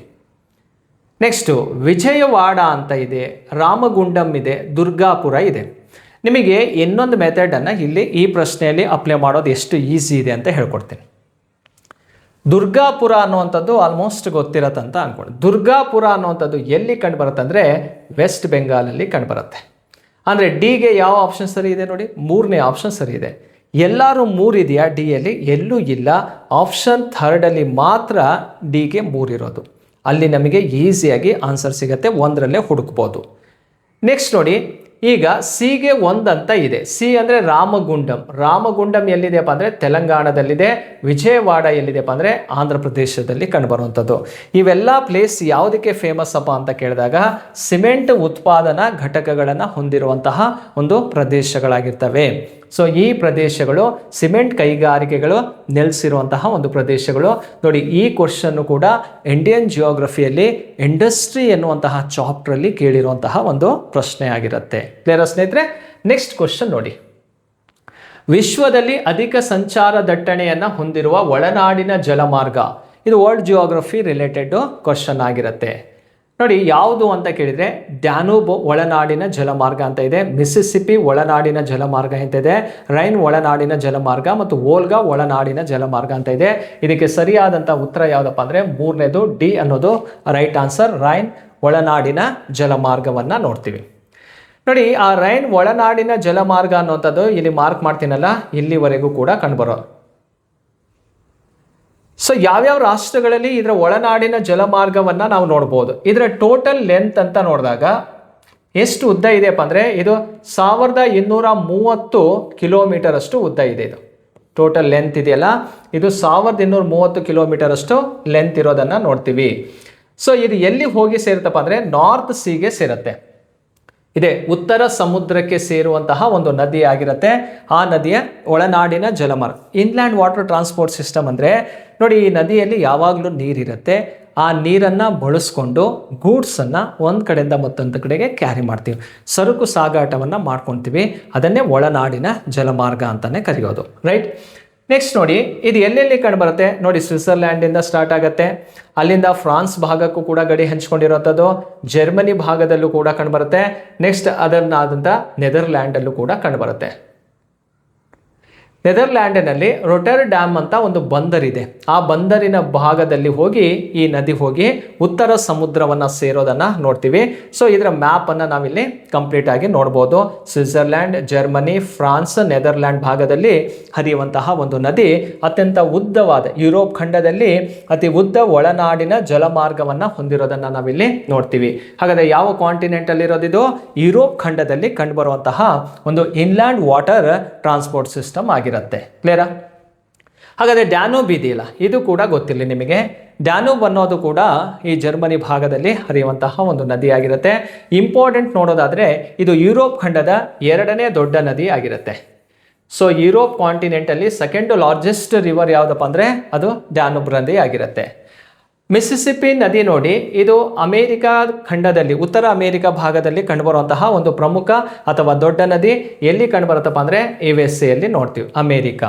ಉತ್ತರ ಅಮೇರಿಕಾ ಖಂಡದ ಅತಿ ದೊಡ್ಡ ನದಿ ಯಾವುದಪ್ಪ ಅಂದರೆ ಮಿಸಿಸಿಪ್ಪಿ ಆಗಿರುತ್ತೆ. ಆ ಮಿಸಿಸಿಪ್ಪಿ ನದಿ ಇದೆಯಲ್ಲ, ಇದು ಪಕ್ಷಿಪಾದದ ಆಕಾರದ ನದಿ ಮುಖಜವನ್ನು ಹೊಂದಿರೋದನ್ನು ನೋಡ್ತೀವಿ. Bird finger shape river delta ಅಂತ ಕರಿತೀವಿ. ಪಕ್ಷಿಪಾದದ ಆಕಾರದ ನದಿ ಮುಖಜ ಭೂಮಿಯನ್ನು ಹೊಂದಿರುವಂತಹ ನದಿ ಯಾವುದಪ್ಪ ಅಂದರೆ ಅದು ಮಿಸಿಸಿಪ್ಪಿ ನದಿ ಆಗಿರುತ್ತೆ. ಕ್ಲಿಯರಾ? ವೋಲ್ಗಾ ನದಿ ಇದೆಯಲ್ಲ, ಇದು ರಷ್ಯಾ ಭಾಗದಲ್ಲಿ ಹರಿಯುವಂತಹ ನದಿ. ಹಾಗಾದರೆ ವೋಲ್ಗಾ ನದಿ ಇಂಪಾರ್ಟೆಂಟ್ ಏನಪ್ಪ ಅಂದರೆ ಯುರೋಪ್ ಖಂಡದಲ್ಲಿ ಅತಿ ದೊಡ್ಡ ನದಿ ಫಸ್ಟ್ ಪೊಸಿಷನಲ್ಲಿರೋದು ಯಾವುದಪ್ಪ ಅಂದರೆ ವೋಲ್ಗಾ ನದಿ. ಈ ಪ್ರಶ್ನೆಯಲ್ಲಿ 3 ನದಿಗಳು ಎಲ್ಲಿಗೆ ಸಂಬಂಧಪಟ್ಟಿದ್ದಾವಪ್ಪ ಅಂತ ಕೇಳಿದರೆ ಯುರೋಪ್ ಖಂಡಕ್ಕೆ ಸಂಬಂಧಿಸಿರುವಂಥದ್ದು. ಯಾವ್ಯಾವುದು? ವೋಲ್ಗಾ ಯುರೋಪ್ ಖಂಡದಲ್ಲಿದೆ, ನೆಕ್ಸ್ಟು ರೈನ್ ನದಿ ಯುರೋಪ್ ಖಂಡದಲ್ಲಿದೆ, ಹಾಗೆ ಡ್ಯಾನೂಬ್ ಕೂಡ ಯುರೋಪ್ ಖಂಡದಲ್ಲೇ ಇರೋದು. ಇದು ಫಸ್ಟ್ ಲಾರ್ಜೆಸ್ಟ್ ಆರ್ ಲಾಂಗೆಸ್ಟ್, ಇದು ಸೆಕೆಂಡ್ ಲಾರ್ಜೆಸ್ಟ್ ರಿವರ್ ಆಗಿರುತ್ತೆ. ಅದು ಬಿಟ್ಟರೆ ರೈನ್ ನದಿನೂ ಕೂಡ ಯುರೋಪ್ ಖಂಡದಲ್ಲೇ ಹರಿಯುವಂಥದ್ದು. ನೆಕ್ಸ್ಟ್ ಮಿಸಿಸಿಪ್ಪಿ ಮಾತ್ರ ಉತ್ತರ ಅಮೇರಿಕಾ ಖಂಡದ ಅತಿ ದೊಡ್ಡ ನದಿ ಆಗಿರುತ್ತೆ. ನೋಡಿ, ಈ ರಿವರ್ಸ್ ಅಂತ ಬಂದಾಗ ವರ್ಲ್ಡ್ ಜಾಗ್ರಫಿಯಲ್ಲಿ ಕೇಳಿರುವಂತಹ ಒಂದು ಪ್ರಶ್ನೆಯಾಗಿ ನೋಡ್ತೀವಿ. ಇದನ್ನು ನಾವು ಕಾಂಟಿನೆಂಟ್ ಅಂತೇಳಿ ಸ್ಟಡಿ ಮಾಡಿದಾಗ ಇದರ ಬಗ್ಗೆ ಡೀಪ್ ಆಗಿ ತಿಳ್ಕೊಂಡ್ರೆ ಇಂತಹ ಪ್ರಶ್ನೆಗಳು ಬಂದಾಗ ನೀವು ಆನ್ಸರನ್ನು ಮಾಡ್ತೀರಿ. ಕ್ಲಿಯರಾ? ಈಗ ನೆಕ್ಸ್ಟ್ ಕಾನ್ಸೆಪ್ಟಿಗೆ ಹೋಗೋಣ, ಪ್ರಶ್ನೆಗೆ. The southern transcontinental railway ಮಾರ್ಗ ಈ 2 ನಗರಗಳ ನಡುವೆ ಸಂಪರ್ಕ ಕಲ್ಪಿಸುತ್ತದೆ. ನೋಡಿ, ಎಲ್ಲಿ ಸಂಪರ್ಕ ಕಲ್ಪಿಸುತ್ತೆ ಅಂದರೆ ಇಲ್ಲಿ ನ್ಯೂಯಾರ್ಕ್ ಇದೆ, ಇದು America, United state of America. So ಎಲ್ಲಿಂದ ಎಲ್ಲಿಗಿದೆ ನೋಡಿ, ಅಮೇರಿಕಾ ನ್ಯೂಯಾರ್ಕ್ ಅಲ್ಲಿ ಕಂಡುಬರುತ್ತೆ. ಸೊ ಅಲ್ಲಿಂದ ಈ ಮಾರ್ಗ ಎಲ್ಲಿವರೆಗಿದೆ ಅಂತ ಕೇಳಿದರೆ ಲಾಸ್ ಏಂಜಲಸ್ ವರೆಗೆ ಕಂಡುಬರುತ್ತೆ, ಏಂಜಲೀಸ್ ವರೆಗೆ ಕಂಡುಬರುತ್ತೆ. ನ್ಯೂಯಾರ್ಕ್ನಿಂದ ಆ ಮಾರ್ಗವನ್ನು ನಾವಿಲ್ಲಿ ನೋಡ್ತೀವಿ. ಇದು ಕೂಡ ವರ್ಲ್ಡ್ ಜಿಯೋಗ್ರಫಿ ರಿಲೇಟೆಡ್ ಆದಂತಹ ಒಂದು ಪ್ರಶ್ನೆಯಾಗಿರುತ್ತೆ. ಕ್ಲಿಯರ್ ಸ್ನೇಹಿತರೆ? ನೋಡಿ, 11ನೇ ಕ್ವಶನ್ ಅನ್ನು ನಾವಿಲ್ಲಿ ನೋಡ್ತಾ ಹೋಗ್ಬೋದು. ನೆಕ್ಸ್ಟ್ ಪ್ರಶ್ನೆಗೆ ಹೋಗೋಣ. ಇದು ಫಿಸಿಕಲ್ ಜಿಯೋಗ್ರಫಿ ಪ್ರಶ್ನೆ ಆಗಿರುವಂಥದ್ದು, ಪ್ರಾಕೃತಿಕ ಭೂಗೋಳಕ್ಕೆ ಸಂಬಂಧಪಟ್ಟಂತೆ ನೋಡ್ತಾ ಹೋಗುವಂಥ ಪ್ರಶ್ನೆ. ಕೆಳಗಿನವುಗಳಲ್ಲಿ ಹವಾಮಾನದ ಮೇಲೆ ಪ್ರಭಾವ ಬೀರುವ ಅಂಶಗಳನ್ನು ಗುರುತಿಸಿ ಅಂತ ಇದೆ. ಯಾವುದು ಈ ವೆದರ್ ಕಂಡೀಷನ್ ಮೇಲೆ ಎಫೆಕ್ಟ್ ಆಗತ್ತೆ ಅನ್ನೋದನ್ನು ನೋಡ್ತಾ ಹೋಗಬೇಕು. ಎತ್ತರ ಅನ್ನುವಂಥದ್ದು ಹವಾಮಾನದ ಬಗ್ಗೆ ಪ್ರಭಾವವನ್ನು ಬೀರುತ್ತೆ. ಹೆಂಗಪ್ಪ ಅಂತ ನೋಡಿದಾಗ ನೋಡಿ, ಜಸ್ಟ್ ಒಂದು ಹಿಮಾಲಯ ಪರ್ವತ ಅಂತ ಬಂದಾಗ, ಈಗ ರಾಜಸ್ಥಾನ ಡೆಸರ್ಟಿಗೂ ಕಂಪೇರ್ ಮಾಡಿ, ಹಿಮಾಲಯಕ್ಕೂ ಕಂಪೇರ್ ಮಾಡಿ, ಎತ್ತರಕ್ಕೆ ಹೋದಂತೆ ಉಷ್ಣಾಂಶ ಕಡಿಮೆ ಆಗ್ತಾ ಹೋಗುತ್ತೆ. ಕಡಿಮೆ ಆಗ್ತಾ ಹೋದಂಗೆ ಅಲ್ಲಿರುವಂತಹ ನೀರಿನಲ್ಲಿರುವಂತಹವು ಫ್ರೀಸಿಂಗ್ ಆಗುತ್ತೆ. ಅಲ್ಲಿ ಏನಾಗುತ್ತಪ್ಪ ಅಂದರೆ ಸ್ನೋಫಾಲ್ ಆಗೋಕ್ಕೆ ಸ್ಟಾರ್ಟ್ ಆಗುತ್ತೆ. ಅಲ್ಲಿನ ಕ್ಲೈಮೇಟೇ ಬೇರೆ ಇರುತ್ತೆ, ಅಥವಾ ಅಲ್ಲಿನ ವೆದರ್ ಕಂಡೀಷನ್ನೇ ಬೇರೆ ಇರುತ್ತೆ. ಅದೇ ಡೆಸರ್ಟ್ ಕಂಡೀಷನಿಗೆ ಹೋದಾಗ ಅಲ್ಲಿನ ವೆದರ್ ಕಂಡೀಷನ್ನೇ ಬೇರೆ ಇರುತ್ತೆ. ಎತ್ತರ ಅನ್ನೋದು ಕೂಡ ಯಾವುದ್ರ ಮೇಲೆ ಡಿಪೆಂಡ್ ಆಗಿರುತ್ತೆ? ಹವಾಮಾನದ ಮೇಲೆ ಪ್ರಭಾವವನ್ನು ಬೀರುತ್ತೆ. ರೇಖಾಂಶಗಳು ಮಾತ್ರ ಯಾವುದೇ ಪ್ರಭಾವ ಬೀರಲ್ಲ, ಅದರಿಂದ ಯಾವುದು ಎಫೆಕ್ಟ್ ಆಗಲ್ಲ. ನೆಕ್ಸ್ಟ್ ಅಕ್ಷಾಂಶಗಳು ಕೂಡ ಅಷ್ಟೇ. ಈಗ ಗ್ಲೋಬ್ ಅಂತ ತಗೊಂಡಾಗ ನೋಡಿ, ಇದು ಯಾವ ರೀತಿ ಹವಾಮಾನದ ಮೇಲೆ ಪ್ರಭಾವ ಬೀರುತ್ತೆ. 0 ಡಿಗ್ರಿ ಸಮಭಾಜಕ ವೃತ್ತದ ಮೇಲೆ ಸೂರ್ಯನ ನೇರ ಕಿರಣಗಳು ಬೀಳ್ತವೆ. ಇದನ್ನು ಯಾವ ಒಂದು ಅಕ್ಷಾಂಶ ಅಂತ ಕರಿತೀವಿ? 0 ಡಿಗ್ರಿ ಸಮಭಾಜಕ ವೃತ್ತ, ಈಕ್ವೇಟರ್ ಆಗಿರುತ್ತೆ. ಇಲ್ಲಿ ಯಾವಾಗಲೂ ಸೂರ್ಯನ ನೇರ ಕಿರಣಗಳು ಬೀಳ್ತಾ ಇರೋದ್ರಿಂದ ಉಷ್ಣಾಂಶ ಯಾವಾಗಲೂ ಏನಾಗುತ್ತೆ? ಜಾಸ್ತಿ ಆಗುತ್ತೆ. ಇದು 0 ಡಿಗ್ರಿ. ಇಲ್ಲಿ 90 ಡಿಗ್ರಿಗೆ ಬರ್ತೀವಿ. ಓಕೆ, 90 ಡಿಗ್ರಿಗೆ ಬಂದಾಗ ಇಲ್ಲಿ ಸೂರ್ಯನ ಕಿರಣಗಳಿಂದ ಬಹಳಷ್ಟು ದೂರ ಇರುತ್ತೆ. ಆಟೋಮೆಟಿಕಲಿ ಇಲ್ಲಿ ಉಷ್ಣಾಂಶ ಏನಾಗಿರುತ್ತಪ್ಪ ಅಂದರೆ ತುಂಬಾ ಕಡಿಮೆ ಇರುತ್ತೆ. ಹಾಗಾದರೆ ಈ ಭೂಪ್ರದೇಶದಲ್ಲಿ ಯಾವಾಗಲೂ ಏನಾಗಿರುತ್ತೆ, ಹಿಮಗಟ್ಟಿರುವಂತಹ ಒಂದು ಪ್ರದೇಶವನ್ನು ನಾವು ನೋಡ್ತೀವಿ. ಹಾಗಾಗಿ ಅಕ್ಷಾಂಶಗಳು ಕೂಡ ಯಾವುದರ ಮೇಲೆ ಎಫೆಕ್ಟ್ ಆಗುತ್ತೆ, ಹವಾಮಾನದ ಮೇಲೆ ಪ್ರಭಾವ ಬೀರುವಂತಹ ಅಂಶವಾಗಿರುತ್ತೆ. ಇದು ಸರಿಯಾಗಿರುವಂಥದ್ದು. ಮಾರುತಗಳು ಅಷ್ಟೇ, ಗಾಳಿ ಬೀಸತ್ತಲ್ಲ, ಬೀಸುವಂಥ ಗಾಳಿನೂ ಕೂಡ ಹವಾಮಾನದ ಮೇಲೆ ಪ್ರಭಾವ ಬೀರೋದನ್ನು ನಾವಿಲ್ಲಿ ನೋಡ್ತಾ ಹೋಗ್ತೀವಿ. ಈ ಕೆಳಗಿನಗಳಲ್ಲಿ ಹವಾಮಾನದ ಮೇಲೆ ಪ್ರಭಾವ ಬೀರದ ಪದವನ್ನು ನೋಡಬೇಕು. ಯಾವುದು ಬೀರ್ತಾ ಇಲ್ಲ, ರೇಖಾಂಶ ಅನ್ನೋಂಥದ್ದು ಪ್ರಭಾವ ಬೀರಲ್ಲ. ಹಾಗಾಗಿ ಬಿ ಅನ್ನೋದು ಸರಿಯಾದಂತಹ ಉತ್ತರವಾಗಿರುತ್ತೆ. ಆಪ್ಷನ್ ನೋಡಿ, ಬಿ ಅನ್ನೋದು 4ನೇ ಆಪ್ಷನ್ ಅಲ್ಲಿ ಕಂಡುಬರುತ್ತೆ. ಉಳ್ಕಿದ 3 ಕೂಡ ಹವಾಮಾನದ ಮೇಲೆ ಪ್ರಭಾವ ಬೀರುವಂತಹ ಅಂಶಗಳಾಗಿರ್ತವೆ. ನೆಕ್ಸ್ಟ್ ಕ್ವಶನ್ಗೆ ಹೋಗೋಣ. ನೋಡಿ, ಬೆಂಗಳೂರು ಮತ್ತು ಹೈದರಾಬಾದ್ ಅಂತಾರಾಷ್ಟ್ರೀಯ ವಿಮಾನ ನಿಲ್ದಾಣಗಳು ನಗರಗಳಿಂದ ದೂರ ಇವೆ. ಆದ್ದರಿಂದ ವಿಮಾನ ನಿಲ್ದಾಣಗಳೆಂದು ಯಾವ ವಿಮಾನ ನಿಲ್ದಾಣಗಳು ಅಂತೇಳಿ ಇವನ್ನ ಕರೀತಾರೆ ಅಂಥೇಳಿ. ಆಪ್ಷನ್ ನೋಡಿ, ಅರ್ಬನ್ ಅಂತ ಕಂಡುಬರ್ತಾರೆ, ಗ್ರೀನ್ ಅಂತ ಕಂಡುಬರ್ತಾರೆ, ವಾಣಿಜ್ಯ ಅಂತ ಇದೆ, ಪ್ರಯಾಣಿಕ ಕೇಂದ್ರಿತ ಅಂತ ಇದೆ. ಇದಕ್ಕೆ ಸರಿಯಾದಂಥ ಉತ್ತರ ಯಾವುದಪ್ಪ ಅಂದರೆ ಗ್ರೀನ್ ಫೀಲ್ಡ್ ಏರ್ಪೋರ್ಟ್ ಅಂತ ಕರಿತೀವಿ. ಗ್ರೀನ್ ಫೀಲ್ಡ್ ಅಥವಾ ಹಸಿರು ಕ್ಷೇತ್ರದ ವಿಮಾನ ನಿಲ್ದಾಣ ಅಂತ ಯಾಕೆ ಕರಿತೀವಪ್ಪ ಅಂದರೆ ಅದು ನಗರದಿಂದ ತುಂಬ ದೂರದಲ್ಲಿರುವಂತಹ ಹೊಸ ಭೂಪ್ರದೇಶದಲ್ಲಿ ಹೊಸದಾಗಿ ನಿರ್ಮಿಸಿರುವಂತಹ ಅತ್ಯಾಧುನಿಕ ತಂತ್ರಜ್ಞಾನವನ್ನು ಬಳಸಿ ನಿರ್ಮಾಣಗೊಂಡಿರುವಂತಹ ಒಂದು ವಿಮಾನ ನಿಲ್ದಾಣಗಳನ್ನು ಏನಂತ ಕರಿತೀವಿ, ಗ್ರೀನ್ ಫೀಲ್ಡ್ ಏರ್ಪೋರ್ಟ್. ನೋಡಿ, ಅದು ನಗರದಿಂದ ತುಂಬ ದೂರ ಇದೆ ಅಂದಾಗ ಅಲ್ಲಿ ಕಂಪ್ಲೀಟ್ ಆಗಿ ಅಗ್ರಿಕಲ್ಚರ್ ಲ್ಯಾಂಡ್ ಇರ್ಬೋದು, ಆ ಪ್ರದೇಶದಲ್ಲಿ ಕಂಡುಬರುವಂತಹ ಒಂದು ವಿಮಾನ ನಿಲ್ದಾಣವಾಗಿರುತ್ತೆ. ನೋಡಿ, ಹೊಸದಾಗಿ ಕನ್ಸ್ಟ್ರಕ್ಷನ್ ಆಗಿರಬೇಕು ಆ ವಿಮಾನ ನಿಲ್ದಾಣ. ಸೊ ಅದು ಹಳೆ ಜಾಗದಲ್ಲಿ ಆಗಿರಬಾರ್ದು, ಮತ್ತು ನಗರದಿಂದ ತುಂಬ ದೂರದಲ್ಲಿ ಇರಬೇಕಾಗತ್ತೆ. ಅಂತಹ ವಿಮಾನ ನಿಲ್ದಾಣವನ್ನು ಏನಂತ ಕರಿತೀವಿ ನಾವು, ಗ್ರೀನ್ ಫೀಲ್ಡ್ ಏರ್ಪೋರ್ಟ್ ಅಂತಲೂ ಕೂಡ ಕರಿತೀವಿ. ನೋಡಿ, ಬೆಂಗಳೂರು ಅಂತ ನೋಡಿದರೆ ಸೊ ಬೆಂಗಳೂರು ಸಿಟಿಯಲ್ಲಿ HAL ಅಲ್ಲಿ ವಿಮಾನ ನಿಲ್ದಾಣ ಇದ್ದಿತ್ತು. ಹಾಗಾದರೆ ಆ ವಿಮಾನ ನಿಲ್ದಾಣವನ್ನು ಎಲ್ಲಿಗೆ ಶಿಫ್ಟ್ ಮಾಡಿದ್ರಪ್ಪ ಅಂದರೆ ಬೆಂಗಳೂರು ಗ್ರಾಮಾಂತರ ಜಿಲ್ಲೆಯಲ್ಲಿರುವಂತಹ ದೇವನಹಳ್ಳಿಗೆ ಶಿಫ್ಟ್ ಮಾಡ್ತಾರೆ. ಈ ದೇವನಹಳ್ಳಿ ಅನ್ನೋಂಥದ್ದು ಏನು ಇಂಪಾರ್ಟೆಂಟ್ ಅಂತ ನೋಡಿದರೆ, ದೇವನಹಳ್ಳಿ ಅಂತಾರಾಷ್ಟ್ರೀಯ ವಿಮಾನ ನಿಲ್ದಾಣವನ್ನು ನಾಡಪ್ರಭು ಕೆಂಪೇಗೌಡ ಅಂತಾರಾಷ್ಟ್ರೀಯ ವಿಮಾನ ನಿಲ್ದಾಣ ಅಂತಲೂ ಕೂಡ ಕರಿತೀವಿ. ಆ ಏರಿಯಾ ಕಂಪ್ಲೀಟ್ ಆಗಿ ಗ್ರೀನರಿ ಇರುವಂತಹದ್ದು, ಅಗ್ರಿಕಲ್ಚರ್ ಏರಿಯಾ ಇರುವಂತಹ ಭಾಗವಾಗಿರುತ್ತೆ. ಅದನ್ನು ಮಾಡರ್ನ್ ಟೆಕ್ನಾಲಜಿ ಯೂಸ್ ಮಾಡಿಕೊಂಡು, ಸೋಲಾರನ್ನು ಯೂಸ್ ಮಾಡಿಕೊಂಡು, ವಿದ್ಯುತ್ ಯಾವುದರಿಂದ ಬಳಕೆ ಮಾಡ್ಕೊಂಡಿದ್ರೆ ಸೌರ ವಿದ್ಯುತ್ತನ್ನು ಬಳಸ್ಕೊಂಡು ನಿರ್ಮಿಸಿರುವಂತಹ ಒಂದು ವಿಮಾನ ನಿಲ್ದಾಣವಾಗಿರುತ್ತೆ. ಹಾಗಾಗಿ ಅದನ್ನು ಗ್ರೀನ್ ಫೀಲ್ಡ್ ಏರ್ಪೋರ್ಟ್ ಅಂತಲೂ ಕೂಡ ಕರಿತೀವಿ. ಹಾಗೆ ಹೈದರಾಬಾದಿನಲ್ಲಿರುವಂಥ ರಾಜೀವ್ ಗಾಂಧಿ ಏರ್ಪೋರ್ಟು ಕೂಡ ಅದೇ ಆಗಿರುತ್ತೆ. ಅದರ ಜೊತೆಗೆ ನವಿ ಮುಂಬೈ ಎನ್ನುವಂತಹ ಏರ್ಪೋರ್ಟ್ ಇದೆಯಲ್ಲ, ಇದು ಕೂಡ ಇದೇ ಕೆಟಗರಿಗೆ ಸೇರುತ್ತೆ. ನೆಕ್ಸ್ಟ್ ಮನೋಹರ್ ವಿಮಾನ ನಿಲ್ದಾಣ ಅನ್ನೋಂಥದ್ದು, ಮನೋಹರ್ ವಿಮಾನ ನಿಲ್ದಾಣ ಅನ್ನುವಂಥದ್ದು, ಇದು ಕೂಡ ಅಂತಾರಾಷ್ಟ್ರೀಯ ವಿಮಾನ ನಿಲ್ದಾಣಗಳ ಪಟ್ಟಿಯಲ್ಲಿದ್ದಾವೆ. ಇವು ಕೂಡ ಗ್ರೀನ್ ಫೀಲ್ಡ್ ಏರ್ಪೋರ್ಟ್ಗಳ ಲೀಸ್ಟಲ್ಲಿ ನಾವು ನೋಡ್ತೀವಿ. ಓಕೆ, ಮನೋಹರ್ ಮತ್ತು ನವಿ ಮುಂಬೈ ಎನ್ನುವಂಥದ್ದು. ಅದರ ಜೊತೆಗೆ ಬೆಂಗಳೂರು ನಾಡಪ್ರಭು ಕೆಂಪೇಗೌಡ ಇಂಟರ್ನ್ಯಾಷನಲ್ ಏರ್ಪೋರ್ಟ್ ಮತ್ತು ಹೈದರಾಬಾದ್ ಇಂಟರ್ನ್ಯಾಷನಲ್ ಏರ್ಪೋರ್ಟನ್ನು ಕೂಡ ನೋಡ್ಬೋದು. ರೈಟ್, ಇದು 13ನೇ ಪ್ರಶ್ನೆ ಆಗಿರುತ್ತೆ. ರೈಟ್, ನೆಕ್ಸ್ಟ್ ನೋಡಿ ಸ್ನೇಹಿತರೆ, ಇಲ್ಲಿವರೆಗೂ ಕೂಡ ನಾವು ಈ non-HK ಆ ಒಂದು ವಿಷಯದಲ್ಲಿ ಜಿಯೋಗ್ರಫಿ ಮೇಲೆ ಕೇಳಿರುವಂತಹ ಇಂಪಾರ್ಟೆಂಟ್ ಪ್ರಶ್ನೆಗಳು ಯಾವುದು ಅಂತ ಗೊತ್ತಾಯಿತು. ಈಗ KK ಅಂದರೆ ಕಲ್ಯಾಣ ಕರ್ನಾಟಕ, ಹೈದರಾಬಾದ್ ಕರ್ನಾಟಕಕ್ಕೆ ಸಂಬಂಧಪಟ್ಟಂತಹ ಎಕ್ಸಾಮ್ ಏನು ನಡೀತಲ್ಲ, ಆ ಎಕ್ಸಾಮ್ನಲ್ಲಿ ಯಾವ ರೀತಿ ಪ್ರಶ್ನೆಗಳನ್ನು ಕೊಟ್ಟಿದ್ದಾನೆ ಇದೇ ಜಿಯೋಗ್ರಫಿ ವಿಷಯದ ಮೇಲೆ. ಆ ಕ್ವಶನ್ಸ್ಗಳನ್ನು ಕೂಡ ಒಂದೊಂದಾಗಿ ಕ್ಲಿಯರ್ ಮಾಡ್ಕೊಳ್ತಾ ಹೋಗೋಣ. ನೋಡಿ, ಮೊದಲನೇ ಪ್ರಶ್ನೆ ಏನಪ್ಪ ಅಂದರೆ ನ್ಯಾಷನಲ್ ಪಾರ್ಕ್ ರಿಲೇಟೆಡ್ ಆಗಿ ಕೊಟ್ಟಿರೋದು. ನೋಡಿ, ರಾಷ್ಟ್ರೀಯ ಉದ್ಯಾನವನಗಳಿದ್ದಾವೆ, ಅದಕ್ಕೆ ಸಂರಕ್ಷಿತಪಟ್ಟ ಯಾವ ಪ್ರಾಣಿಗಳನ್ನು ಅಲ್ಲಿ ಕನ್ಸರ್ವೇಷನ್ ಮಾಡ್ತಾ ಇದ್ದಾರೆ. ಜಿಮ್ ಕಾರ್ಬೆಟ್ ನ್ಯಾಷನಲ್ ಪಾರ್ಕ್ ಅಂತ ಇದೆ. ಜಿಮ್ ಕಾರ್ಬೆಟ್ ನ್ಯಾಷನಲ್ ಪಾರ್ಕಲ್ಲಿ ಹುಲಿಗಳನ್ನು ಸಂರಕ್ಷಣೆ ಮಾಡಲಾಗ್ತಾ ಇದೆ. ಇದು ಫಸ್ಟ್ ಟೈಗರ್ ರಿಸರ್ವ್ ಅಂತಲೂ ಕೂಡ ಕರಿತೀವಿ. ಭಾರತದಲ್ಲಿ 1973ರಲ್ಲಿ ಜಾರಿಗೆ ಬಂದಿದ್ದು. ಹಾಗೆ ಜಿಮ್ ಕಾರ್ಬೆಟ್ ಇದೆಯಲ್ಲ, ಇದು ಭಾರತದ ಮೊಟ್ಟ ಮೊದಲ ರಾಷ್ಟ್ರೀಯ ಉದ್ಯಾನವನ. ಯಾವಾಗಾಯಿತು? 1936ಅಲ್ಲಿ ನ್ಯಾಷನಲ್ ಪಾರ್ಕ್ ಅಂತ ಡಿಕ್ಲೇರ್ ಮಾಡ್ತಾರೆ. ಯಾವ ಸ್ಟೇಟಲ್ಲಿ ಇದೆ ಅಂತ ಕೇಳಿದರೆ ಇದು ಉತ್ತರಾಖಂಡ್ ರಾಜ್ಯದಲ್ಲಿ ಕಂಡುಬರುವಂಥದ್ದು Jim Corbett national park. Kaziranga national park ಇದೆಯಲ್ಲ, ಇದು ಅಸ್ಸಾಂ ರಾಜ್ಯದಲ್ಲಿ ಕಂಡುಬರುತ್ತೆ. ಯಾವ ಸ್ಟೇಟ್ ಇದು? ಅಸ್ಸಾಂ ರಾಜ್ಯದಲ್ಲಿ ಕಂಡುಬರುವಂಥದ್ದು ಕಾಜಿರಂಗ ನ್ಯಾಷನಲ್ ಪಾರ್ಕ್. ಅದು ಏನಕ್ಕೆ ಫೇಮಸ್ ಅಪ್ಪ ಅಂದರೆ ಏಕಶೃಂಗಿಯ ಗೇಂಡಾಮೃಗ, ಸಿಂಗಲ್ ಹಾರ್ನಡ್ ರೈನೋಸಾರ್, ಒಂದು ಕೊಂಬಿನ ಗೇಂಡಾಮೃಗಗಳಿಗೆ ಪ್ರಸಿದ್ಧಿ ಪಡೆದಿರುವಂತಹ ಒಂದು ರಾಷ್ಟ್ರೀಯ ಉದ್ಯಾನವನ ಯಾವುದಪ್ಪ ಅಂದರೆ ಕಾಜಿರಂಗ ನ್ಯಾಷನಲ್ ಪಾರ್ಕ್ ಆಗಿರುತ್ತೆ. ನೆಕ್ಸ್ಟ್ ಗಿರ್ ನ್ಯಾಷನಲ್ ಪಾರ್ಕ್ ಯಾವುದಕ್ಕೆ ಫೇಮಸ್ಸು, ಯಾವ ರಾಜ್ಯದಲ್ಲಿದೆ ಅಂದರೆ ಇದು ಗುಜರಾತ್ ರಾಜ್ಯದಲ್ಲಿ ಕಂಡುಬರುತ್ತೆ. ಏನಕ್ಕೆ ಫೇಮಸ್ಸು ಅಂತ ಕೇಳಿದರೆ ಸಿಂಹಗಳಿಗೆ ಪ್ರಸಿದ್ಧವಾದಂತಹ ಒಂದು ರಾಷ್ಟ್ರೀಯ ಉದ್ಯಾನವನ. ಏಷ್ಯಾಟಿಕ್ ಲಯನ್ಸ್ಗಳು ಕಂಡುಬರುವಂಥದ್ದು ಭಾರತದಲ್ಲಿ ಯಾವ ರಾಷ್ಟ್ರೀಯ ಉದ್ಯಾನವನದಲ್ಲಿ ಅಂತ ಕೇಳಿದರೆ ಅದು ಗಿರ್ ನ್ಯಾಷನಲ್ ಪಾರ್ಕಲ್ಲಿ ಕಂಡುಬರುತ್ತೆ. ನೆಕ್ಸ್ಟ್ ನೋಡಿ ಸ್ನೇಹಿತರೆ, ಕನ್ನಾ ನ್ಯಾಷನಲ್ ಪಾರ್ಕ್ ಅಂತ ಇದೆ. ಇದು ಜೌಗು ಜಿಂಕೆಗಳಿಗೆ ಪ್ರಸಿದ್ಧಿಯನ್ನು ಪಡೆದಿರುವಂಥದ್ದು. ಯಾವ ಸ್ಟೇಟಲ್ಲಿದೆ ಅಂದರೆ ಇದು ಮಧ್ಯಪ್ರದೇಶದಲ್ಲಿ ಕಂಡುಬರುತ್ತೆ. ಹಾಗಾದರೆ ಈ ರಾಷ್ಟ್ರೀಯ ಉದ್ಯಾನವನಗಳು ಯಾವ್ಯಾವ ರಾಜ್ಯಗಳಲ್ಲಿದ್ದಾವೆ, ಏನಕ್ಕೆ ಫೇಮಸ್ ಅನ್ನೋದು ನಮಗೆ ಗೊತ್ತಾಯಿತು. ಎಗೆ ಸರಿಯಾದಂಥ ಉತ್ತರ ಯಾವುದು? ಜಿಮ್ ಕಾರ್ಬೆಟ್ ಅನ್ನೋದು 4ನೇ ಆಪ್ಷನಲ್ಲಿದೆ. 4 ಎಲ್ಲೆಲ್ಲಿದೆ ಅಂತ ನೋಡಿ, 3 ಕಡೆನೂ ಕೂಡ 4 ಇದೆ. ಎ ಎಲ್ಲಿದೆ, ಬಿ ಎಲ್ಲಿದೆ ಅಂದರೆ 3ನೇದ್ರಲ್ಲೂ ಇಲ್ಲ. ನೆಕ್ಸ್ಟ್ ಎಲ್ಲಿ ಕಂಡುಬರುತ್ತೆ? 4ನೇದ್ರಲ್ಲೂ, ಅಂದರೆ ಇದೊಂದು ತಪ್ಪಿದೆ ಅಂತ. ಕಾಜಿರಂಗ ಅನ್ನುವಂಥದ್ದು 3ನೇ ಆಪ್ಷನಲ್ಲಿ ನೋಡ್ತೀವಿ. 3ನೇ ಆಪ್ಷನಲ್ಲಿ ನೋಡಿ, ಇಲ್ಲಿದೆಯಾ? ಇಲ್ಲಿಲ್ಲ. ಸೊ ಇಲ್ಲೂ ಕೂಡ ಇಲ್ಲ, ಇಲ್ಲಿ ಸಿಗತ್ತೆ. ಹಾಗಾಗಿ ಎ ಆನ್ಸರ್ ಇದಕ್ಕೆ ಸರಿಯಾದಂಥ ಉತ್ತರ ಅಂತೇಳಿ ತಗೋಬೋದು. ಕ್ಲಿಯರಾ? ಅಂದರೆ ಇದು ಇಂಡಿಯನ್ ಜಿಯೋಗ್ರಫಿ ರಿಲೇಟೆಡ್ ನ್ಯಾಷನಲ್ ಪಾರ್ಕನ್ನು ಇಟ್ಕೊಂಡು ಕೇಳಿರುವಂಥ ಪ್ರಶ್ನೆ.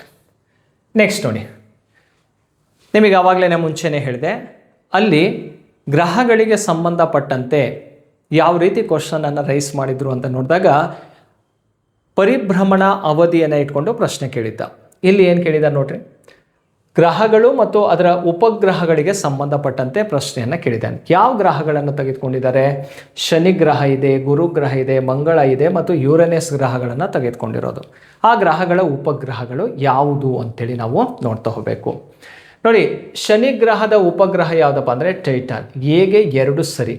ಎಗೆ 2 ಸರಿ ಅನ್ನುವಂಥದ್ದು ಎಲ್ಲಿದೆ ಅಂದರೆ 3ನೇ ಆಪ್ಷನಲ್ಲಿ ಮಾತ್ರ ಕಾಣಿಸ್ತಾ ಇದೆ. ನೆಕ್ಸ್ಟು ಗುರುಗ್ರಹದ ಉಪಗ್ರಹ ಯಾವುದಪ್ಪ ಅಂದರೆ ಗ್ಯಾನಿಮಿಡಾ ಆಗಿರುತ್ತೆ. ಗ್ಯಾನಿಮಿಡಾ ಅಂದರೆ ಬಿಗೆ 3ನೇದು ಸರಿ ಇಲ್ಲಿದೆ. ಮಂಗಳ ಗ್ರಹದ ಉಪಗ್ರಹ ಯಾವುದಪ್ಪ ಅಂದರೆ ಪೋಬೋಸ್ ಅಂಥೇಳಿ. ಹಾಗಾದರೆ 3ನೇದಕ್ಕೆ 1ನೇದು ಸರಿ ಇದೆ, ಸಿಗೆ. ಯುರೇನಸ್ ಉಪಗ್ರಹ ಯಾವುದು ಅಂತ ಕೇಳಿದರೆ ಯುರೇನಸ್ 4ನೇ ಸರಿ, ಮೆರಿಂಡಾ ಅಂಥೇಳಿ ಸ್ಯಾಟಲೈಟ್ ಕಂಡುಬರುತ್ತೆ. ಇಲ್ಲಿ ಯಾವ್ಯಾವ ಗ್ರಹಗಳ ಇಂಪಾರ್ಟೆಂಟ್ ಏನು ಅನ್ನೋದ್ರ ಬಗ್ಗೆ ನಾವು ತಿಳ್ಕೊಂಡಂಗಾಯಿತು.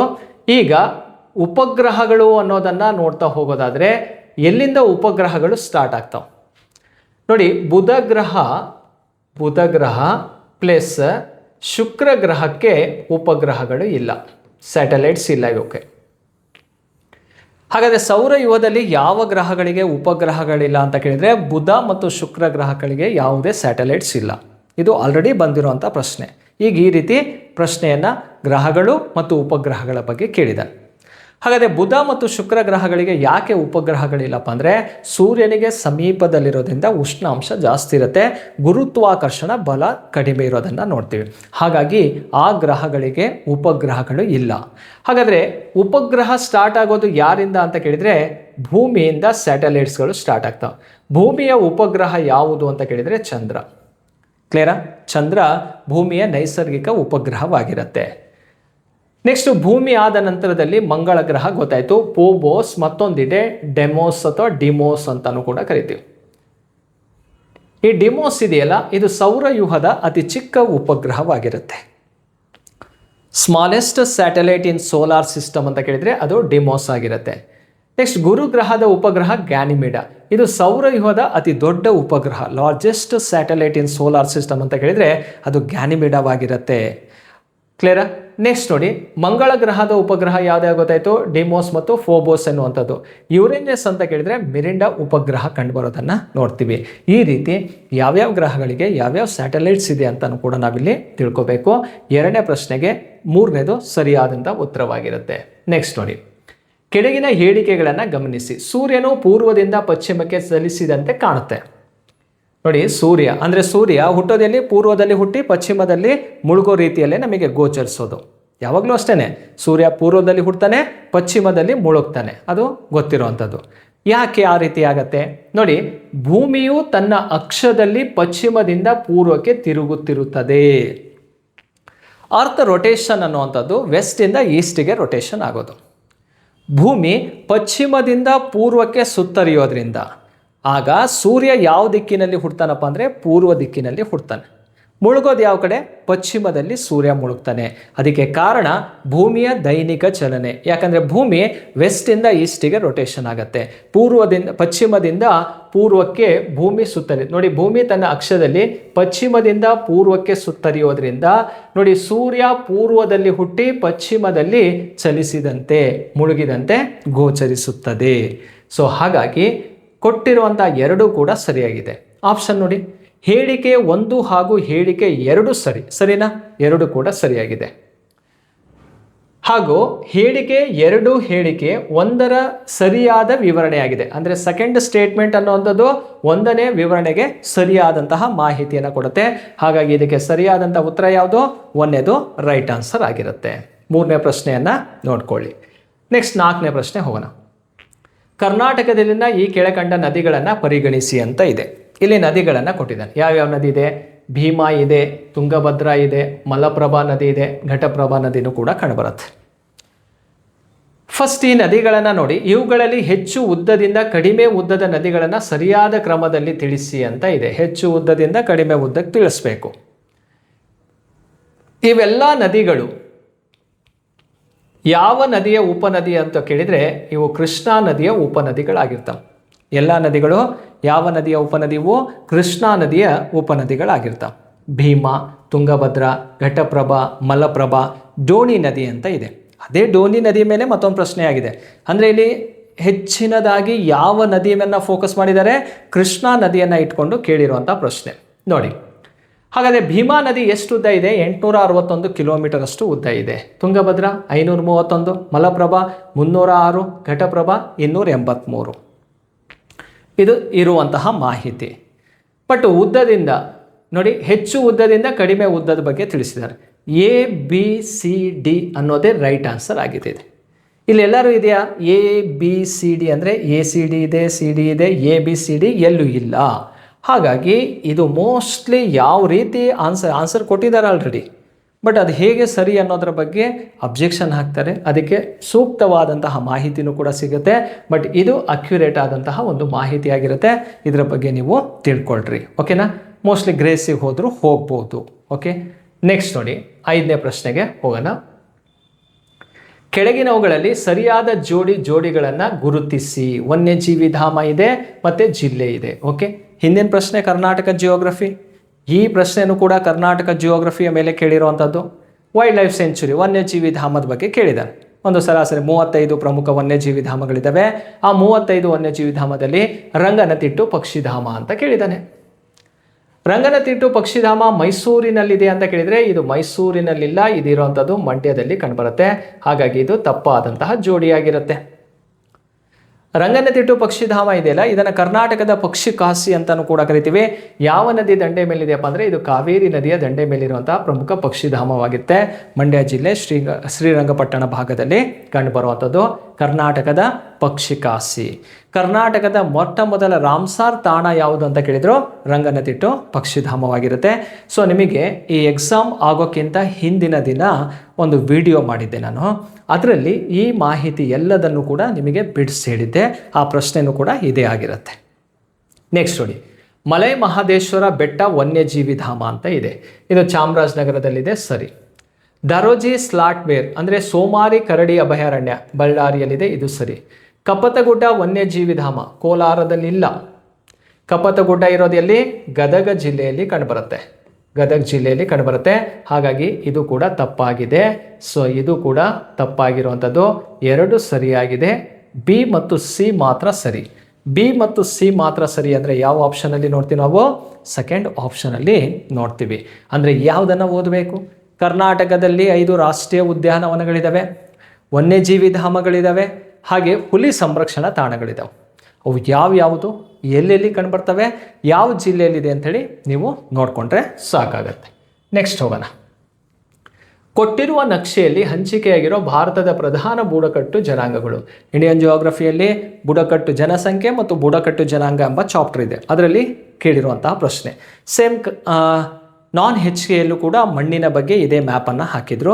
ಈಗ ಟ್ರೈಬ್ಸ್ ಬಗ್ಗೆ ಕೊಟ್ಟಿದ್ದಾರೆ. ಈ ಭಾಗವನ್ನು ನೀವು ನೋಡ್ತಾ ಹೋದರೆ ಇಲ್ಲಿ ನೋಡಿ, ಈ ಕಡೆ ರಾಜಸ್ಥಾನ ಕಂಡುಬರುತ್ತೆ, ಈ ಕಡೆ ಗುಜರಾತ್ ಕಂಡುಬರುತ್ತೆ, ಅರ್ಥ ಆಯ್ತಲ್ಲ, ಇಲ್ಲಿ ಮಹಾರಾಷ್ಟ್ರ ಕಂಡುಬರುತ್ತೆ, ಈ ಭಾಗದಲ್ಲಿ ಮಧ್ಯಪ್ರದೇಶ ಕೂಡ ಕಂಡುಬರುತ್ತೆ. ಆ ಏರಿಯಾದಲ್ಲಿ ಕಂಡುಬರುವಂತಹ ಪ್ರಮುಖ ಬುಡಕಟ್ಟು ಜನಾಂಗ ಯಾವುದು ಅಂತ ನೋಡಿ. ಆ ಏರಿಯಾದಲ್ಲಿ ಕಂಡುಬರುವಂತಹ ಪ್ರಮುಖ ಬುಡಕಟ್ಟು ಜನಾಂಗ ಯಾವುದಪ್ಪ ಅಂದರೆ ಬಿಲ್ಲರು ಕಂಡುಬರ್ತಾರೆ. ಮಧ್ಯಪ್ರದೇಶ್, ರಾಜಸ್ಥಾನ್, ಗುಜರಾತ್, ಮಹಾರಾಷ್ಟ್ರ ರಾಜ್ಯಗಳಲ್ಲಿ ಕಂಡುಬರ್ತಾರೆ. ಹಾಗಾಗಿ ಇದಕ್ಕೆ ಸರಿಯಾದಂತಹ ಆನ್ಸರ್ ಯಾವುದಪ್ಪ ಅಂದರೆ ಎ ಅನ್ನೋದು ಸರಿಯಾದಂತಹ ಆನ್ಸರ್ ಆಗಿರುತ್ತೆ. ನೆಕ್ಸ್ಟ್, ತೋಡರು ಎಲ್ಲಿ ಕಂಡುಬರ್ತಾರೆ? ನೀಲಗಿರಿ ಹಿಲ್ಸ್, ತಮಿಳುನಾಡಿನಲ್ಲಿ ಕಂಡುಬರುವಂತಹ ಒಂದು ಪ್ರಮುಖ ಜನಾಂಗ. ಗೋಂಡರು ಎಲ್ಲಿ ಕಂಡುಬರ್ತಾರೆ ಅಂದರೆ ಮಧ್ಯಪ್ರದೇಶ್, ಛತ್ತೀಸ್ಗಢ, ಮಹಾರಾಷ್ಟ್ರದಲ್ಲಿ ಕಂಡುಬರ್ತಾರೆ. ಸಂತಾಲರು ಎಲ್ಲಿ ಕಂಡುಬರ್ತಾರೆ? ವೆಸ್ಟ್ ಬೆಂಗಾಲ್, ಜಾರ್ಖಂಡ್, ಒಡಿಸ್ಸಾ ಭಾಗದಲ್ಲಿ ಕಂಡುಬರ್ತಾರೆ. ಇವು ಪ್ರಮುಖವಾದಂತಹ ಜನಾಂಗಗಳು. ಈಗ ಒಂದು ಕ್ಲಿಯರ್ ಆಯ್ತಾ? ಅದರ ಜೊತೆಗೆ ಆ ಮೂರು ಕೂಡ ಯಾವ್ಯಾವ ರಾಜ್ಯದಲ್ಲಿ ಕಂಡುಬರ್ತಾರೆ ಅವು ಕೂಡ ನಾವು ತಿಳ್ಕೊಳ್ತಾ ಹೋಗಬೇಕು. ಅಂದರೆ ಟ್ರೈಬ್ಸ್ ರಿಲೇಟೆಡ್ ಆಗಿರುವಂತಹ ಒಂದು ಕಾನ್ಸೆಪ್ಟ್. ಹಿಂದಿನ ಪ್ರಶ್ನೆ ಪತ್ರಿಕೆಯನ್ನು ನೋಡಿರಿ, KA ಮಾಡಿರುವಂಥ ಎಕ್ಸಾಮ್ಸನ್ನು ನೋಡಿದಾಗ ಬುಡಕಟ್ಟು ಜನಾಂಗದ ಬಗ್ಗೆ ಪ್ರಶ್ನೆಯನ್ನು ಕೂಡ ಕೇಳಿದ. ಈಗಲೂ ಕೂಡ ಅದೇ ಬುಡಕಟ್ಟು ಜನಾಂಗವನ್ನು ಇಟ್ಕೊಂಡು ಕೇಳಿರುವಂಥ ಪ್ರಶ್ನೆ. ಇದರ ಮೇಲೂ ಕೂಡ ಹೆಚ್ಚಿನ ಕಾನ್ಸಂಟ್ರೇಟನ್ನು ನೀವು ಮಾಡ್ತಾ ಹೋಗಬೇಕು. ನೆಕ್ಸ್ಟ್ ಕ್ವಶನ್ಗೆ ಹೋಗೋಣ. ಛಾಯಾ ಭಗವತಿ ಜಲಾಶಯವನ್ನು ಅಥವಾ ಜಲಪಾತವನ್ನು ನಿರ್ಮಿಸಿರುವ ನದಿ ಯಾವುದು? ಛಾಯಾ ಭಗವತಿ ವಾಟರ್ ಫಾಲ್ಸ್ ಇದೆಯಲ್ಲ ನೋಡಿ, ಮಲಪ್ರಭಾ ಕೃಷ್ಣಾ ನದಿ ಉಪನದಿ, ಭೀಮಾ ಕೃಷ್ಣಾ ನದಿ ಉಪನದಿ, ವೇದಾವತಿ ತುಂಗಭದ್ರಾ ನದಿಯ ಉಪನದಿ ಆಗಿರುತ್ತೆ. ಡೋಣಿ ನದಿ ಇದೆಯಲ್ಲ, ಇದು ಕೂಡ ಕೃಷ್ಣಾ ನದಿಯ ಉಪನದಿ. ಈ ಡೋಣಿ ನದಿಗೆ ನಿರ್ಮಿಸಿರುವಂತಹ ಒಂದು ಜಲಪಾತವೇ ಛಾಯಾ ಭಗವತಿ ಜಲಪಾತ. ಯಾವ ಜಿಲ್ಲೆಯಲ್ಲಿ ಕಂಡುಬರುತ್ತಿದೆ? ಯಾದಗಿರಿ ಜಿಲ್ಲೆ ಭಾಗದಲ್ಲಿ ಕಂಡುಬರುವಂತಹ ಒಂದು ವಾಟರ್ ಫಾಲ್ಸ್ ಆಗಿರುತ್ತೆ. ನೋಡಿ, ಕರ್ನಾಟಕ ಜಿಯೋಗ್ರಫಿಯಲ್ಲಿ ಉತ್ತರ ಮೈದಾನಕ್ಕೆ ಸಂಬಂಧಪಟ್ಟಂತೆ ಈ ಒಂದು ವಾಟರ್ ಫಾಲ್ಸನ್ನು ನಾವಿಲ್ಲಿ ಕಾನ್ಸಂಟ್ರೇಟ್ ಮಾಡ್ತಾ ಹೋಗಬೇಕು. ಕ್ಲಿಯರಾ? ನೆಕ್ಸ್ಟ್ ಕ್ವಶನ್ ನೋಡಿ, ಕೆಳಗಿನವುಗಳಲ್ಲಿ ಸರಿಯಾದ ಜೋಡಣೆಗಳನ್ನು ಗುರುತಿಸಿ ಅಂತ ಇದೆ. ಇಂದಿರಾ ಗಾಂಧಿ ಅಂತಾರಾಷ್ಟ್ರೀಯ ವಿಮಾನ ನಿಲ್ದಾಣ ಅಂತ ಇದೆ. ಹಾಗಾದರೆ ಇಂದಿರಾ ಗಾಂಧಿ ಅಂತಾರಾಷ್ಟ್ರೀಯ ವಿಮಾನ ನಿಲ್ದಾಣ ಎಲ್ಲಿದೆಯಪ್ಪ ಅಂದರೆ ನವದೆಹಲಿಯಲ್ಲಿ ಕಂಡುಬರುತ್ತೆ. ನೇತಾಜಿ ಸುಭಾಷ್ ಚಂದ್ರ ಬೋಸ್ ಇರುವಂಥದ್ದು ಕೋಲ್ಕತ್ತಾದಲ್ಲೇ ಕಂಡುಬರುತ್ತೆ, ಇದು ಸರಿ. ಛತ್ರಪತಿ ಶಿವಾಜಿ ಮಹಾರಾಜ್ ಅಂತಾರಾಷ್ಟ್ರೀಯ ವಿಮಾನ ನಿಲ್ದಾಣ ಮುಂಬೈಯಲ್ಲಿ ಕಂಡುಬರುತ್ತೆ, ಇದು ಕೂಡ ಸರಿಯಾಗಿರುವಂಥದ್ದು.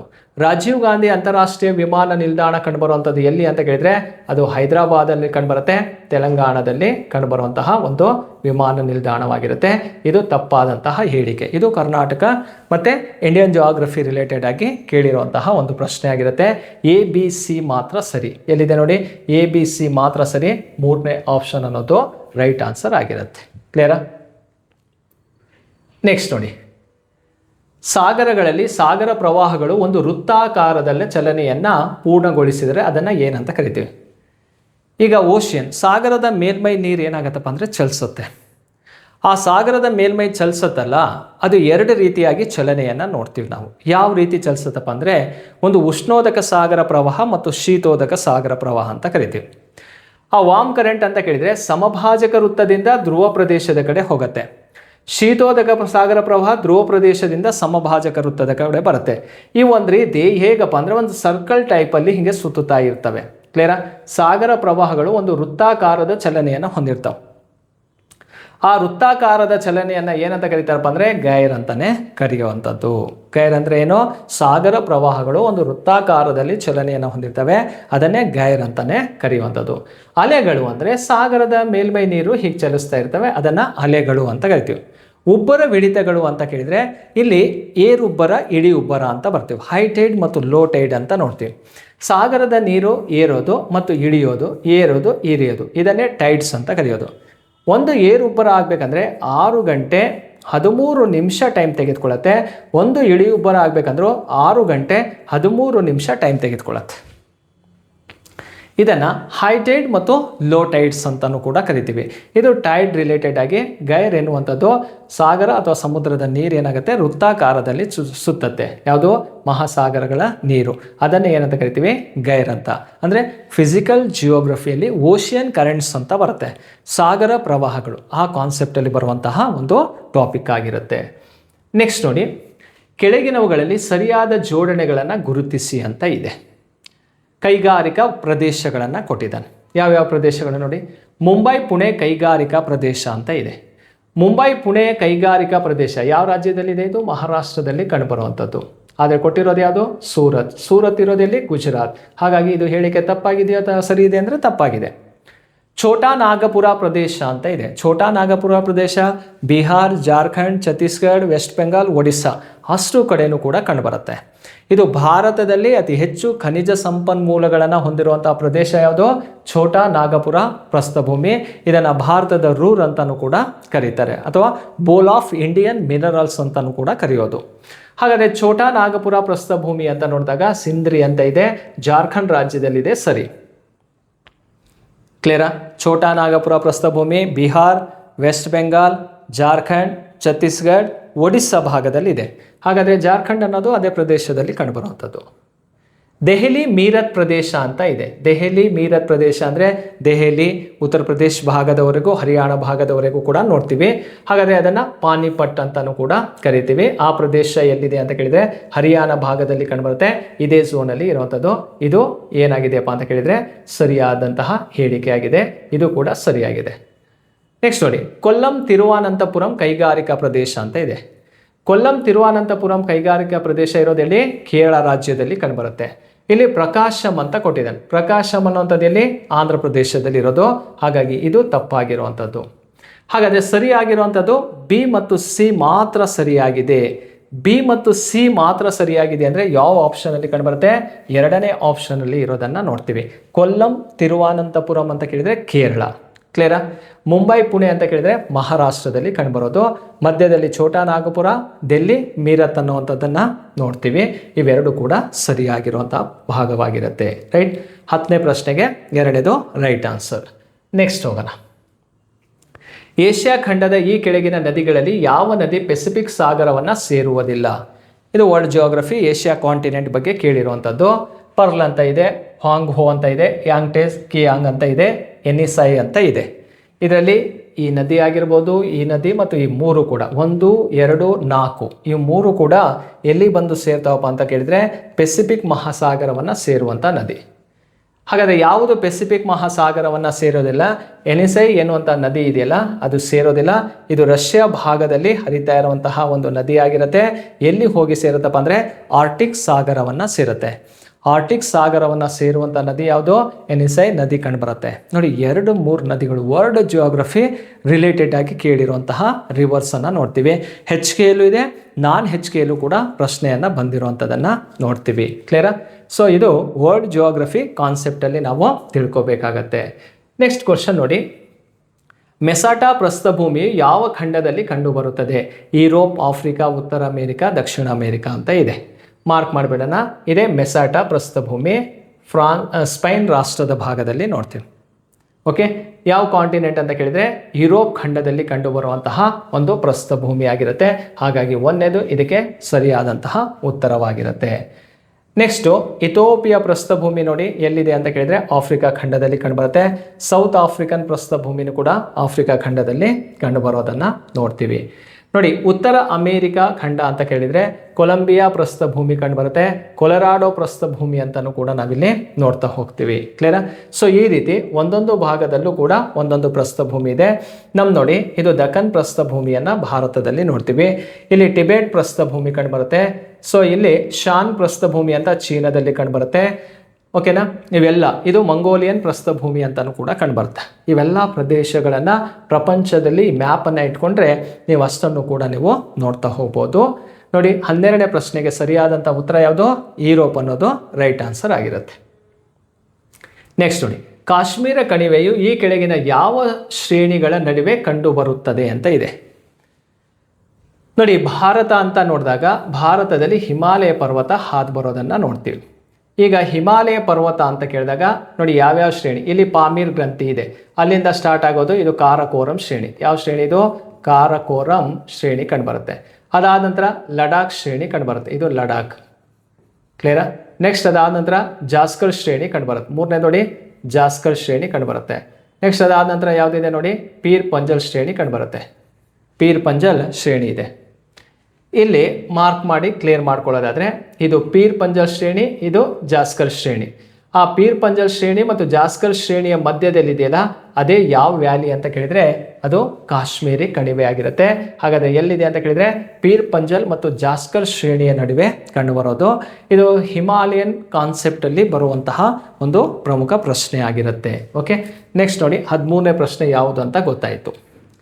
ವಾಯುಮಂಡಲದ ಸಂಯೋಜನೆಗೆ ಸಂಬಂಧಿಸಿದಂತೆ ಕೆಳಗಡೆ ಪ್ರಮಾಣಕ್ಕನುಗುಣವಾಗಿ ಅಂದರೆ ಶೇಕಡವಾರು ಪ್ರಮಾಣಕ್ಕನುಗುಣವಾಗಿ ಸರಿಯಾದ ಕ್ರಮಗಳನ್ನು ಗುರುತಿಸಿ ಅಂತ ಇದೆ.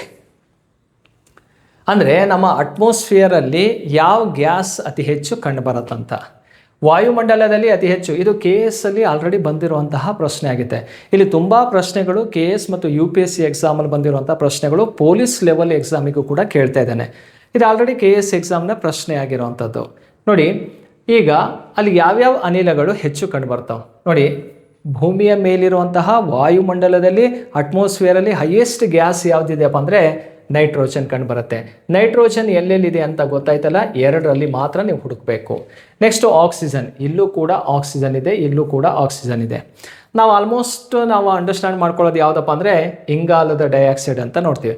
ಅದು ಇಂಗಾಲದ ಡೈಆಕ್ಸೈಡ್ ಇಲ್ಲ, 3rd ಹೈಯೆಸ್ಟ್ ಆರ್ಗನ್ ಕಂಡುಬರುತ್ತೆ, 4th highest carbon dioxide neon ಕಂಡುಬರುತ್ತೆ. ನೋಡಿ, ಸಾರಜನಕದ ಪ್ರಮಾಣ ಎಷ್ಟಿದೆ ಅಂತ ಕೇಳಿದರೆ 78% ಕಂಡುಬರುತ್ತೆ. ಆಕ್ಸಿಜನ್ ಎಷ್ಟಪ್ಪ ಅಂದರೆ 21% ಕಂಡುಬರುತ್ತೆ.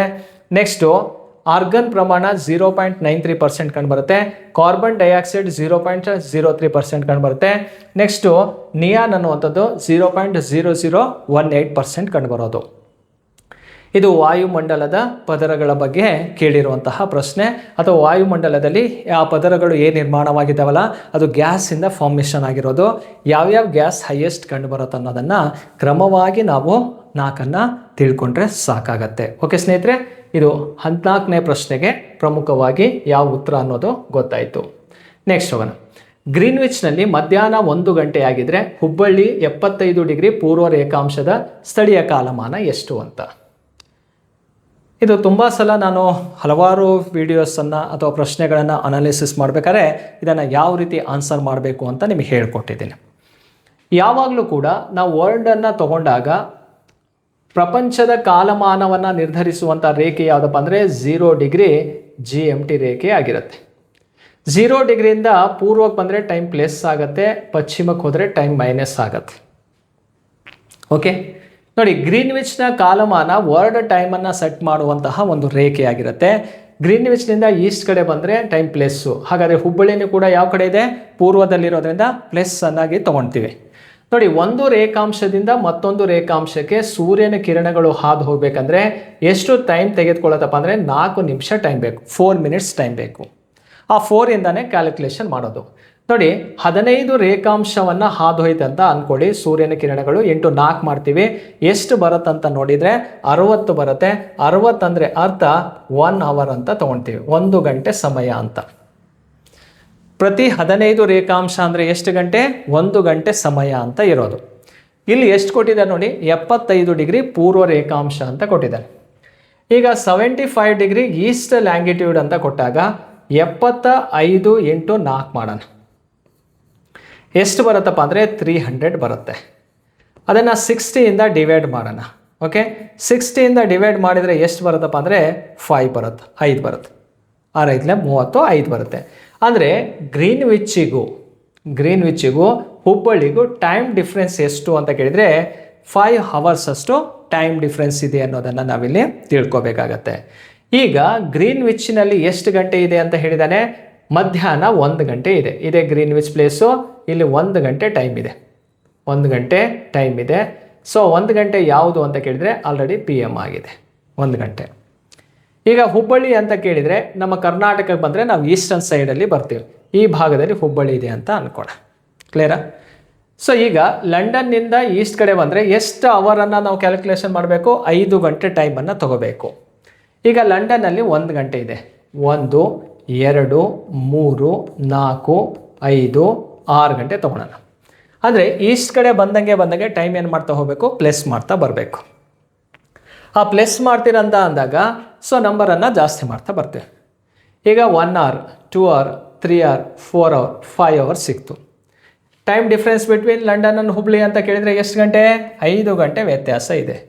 ಈಗ ಹುಬ್ಬಳ್ಳಿಯಲ್ಲಿ ಇಲ್ಲಿ 1 ಗಂಟೆ ಮಧ್ಯಾಹ್ನ ಇದ್ದರೆ ಹುಬ್ಬಳ್ಳಿಯಲ್ಲಿ ಯಾವ ಟೈಮ್ ಇರುತ್ತೆ ಅಂತ ಕೇಳಿದರೆ 6 ಗಂಟೆ ಇರುತ್ತೆ. 6 ಗಂಟೆ ಅಂದರೆ ಸಂಜೆ 6 ಗಂಟೆ. ಸಂಜೆ 6 ಗಂಟೆ ಅಂದರೆ PM AM ಅಂತ ಕೇಳಿದರೆ PM ಆಗಿರುತ್ತೆ. ನೋಡಿ, ಸಂಜೆ 6 ಗಂಟೆ ಅನ್ನುವಂಥದ್ದು ಸರಿಯಾದಂತಹ ಉತ್ತರವಾಗಿರುತ್ತೆ.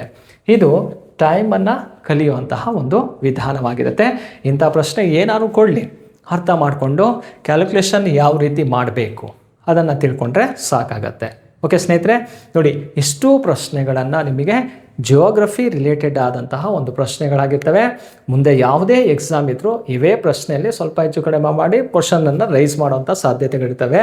ಸ್ನೇಹಿತರೆ, ಈ ಕಾನ್ಸೆಪ್ಟು ಇಲ್ಲಿವರೆಗೂ ಕೂಡ ನಿಮಗೆ ಅರ್ಥ ಮಾಡಿಸಿದ್ದೀನಿ. ಈ ವಿಡಿಯೋ ಇಷ್ಟ ಆದರೆ ಲೈಕ್ ಮಾಡಿ, ಕಾಮೆಂಟ್ ಮಾಡಿ, ನಿಮ್ಮ ಫ್ರೆಂಡ್ಸ್ಗಳಿಗೂ ಕೂಡ ಇದನ್ನು ಶೇರ್ ಮಾಡಿ, ಕಾನ್ಸೆಪ್ಟನ್ನು ಅರ್ಥ ಮಾಡ್ಕೊಳ್ಳಿ, ಚೆಂದಾಗಿ ಓದಿ. ಮುಂದೆ ಬರ್ತಾ ಇರುವಂತಹ ಲ್ಯಾಂಡ್ ಸರ್ವೇರು, VAO, KS, ಅದರ ಜೊತೆಗೆ CR DR ಭಾಳಷ್ಟು ಮತ್ತೆ ನೋಟಿಫಿಕೇಷನ್ ಆಗುತ್ತೆ. ಟೀಚರ್ ರಿಕ್ರೂಟ್ಮೆಂಟ್ ಆಗಿರ್ಬೋದು, ಎಲ್ಲದಕ್ಕೂ ಕೂಡ ಈ ಒಂದು ಕ್ವಶನ್ಸ್ಗಳು ನಿಮಗೆ ಯೂಸ್ ಆಗುತ್ತೆ. ಎಲ್ಲರೂ ಕೂಡ ವಿಡಿಯೋನ ವಾಚ್ ಮಾಡಿರಿ ಅಂತ ಹೇಳ್ತಾ ಇವತ್ತಿನ ಕಾನ್ಸೆಪ್ಟನ್ನು ಮುಗಿಸ್ತೀನಿ. Thank you.